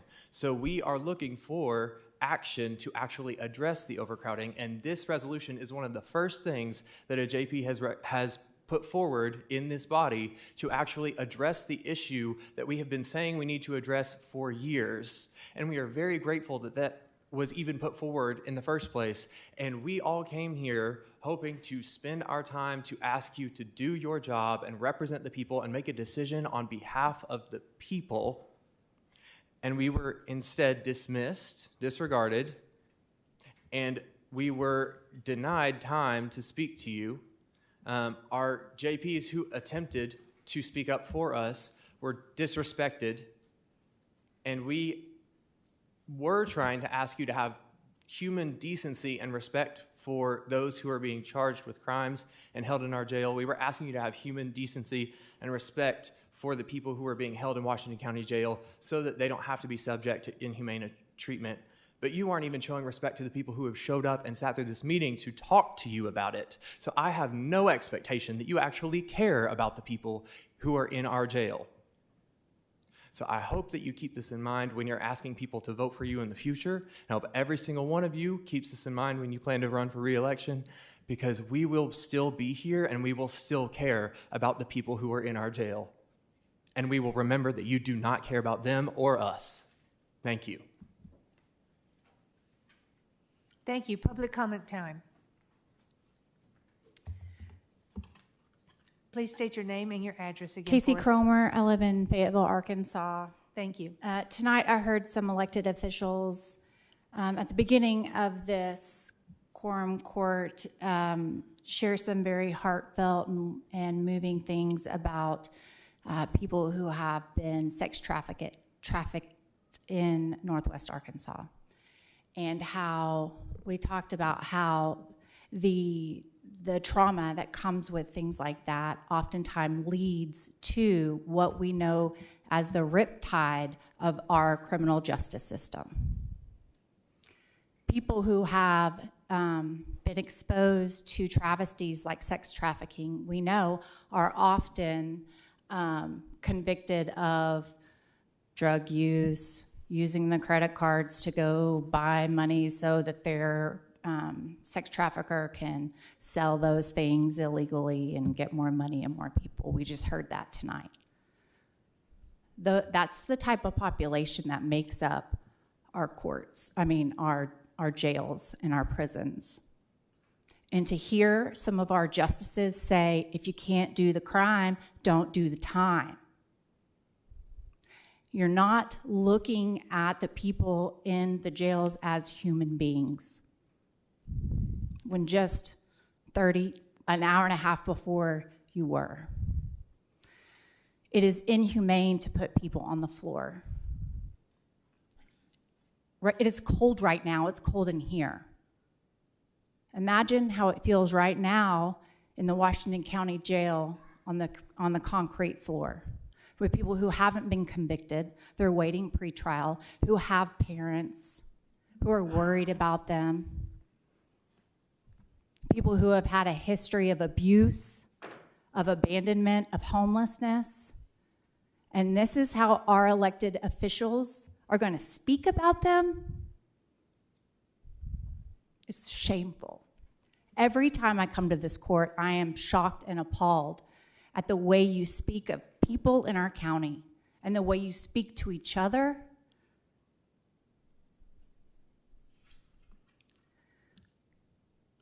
Every time I come back here and I think maybe it will be different. But it is clear that until you are voted out, it will not change.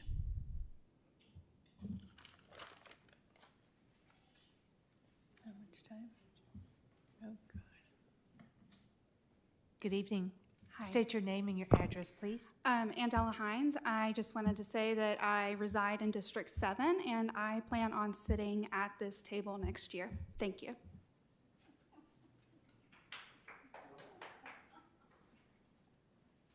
Good evening. State your name and your address. Yes, my name's Lou Reed Sharp. I live at 1739 Steel Road, Tawnytown, Arkansas.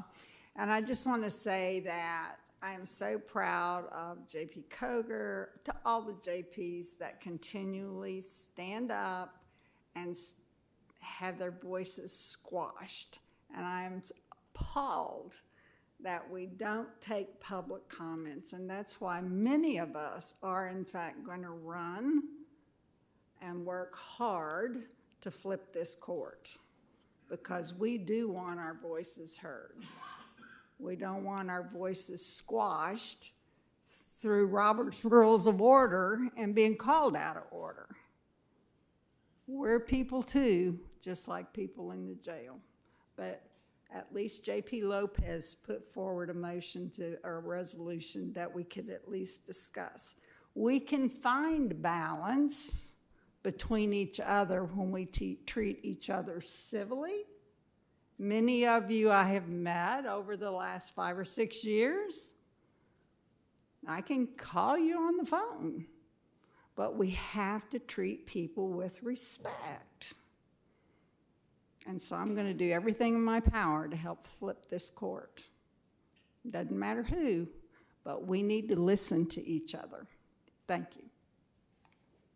Thank you.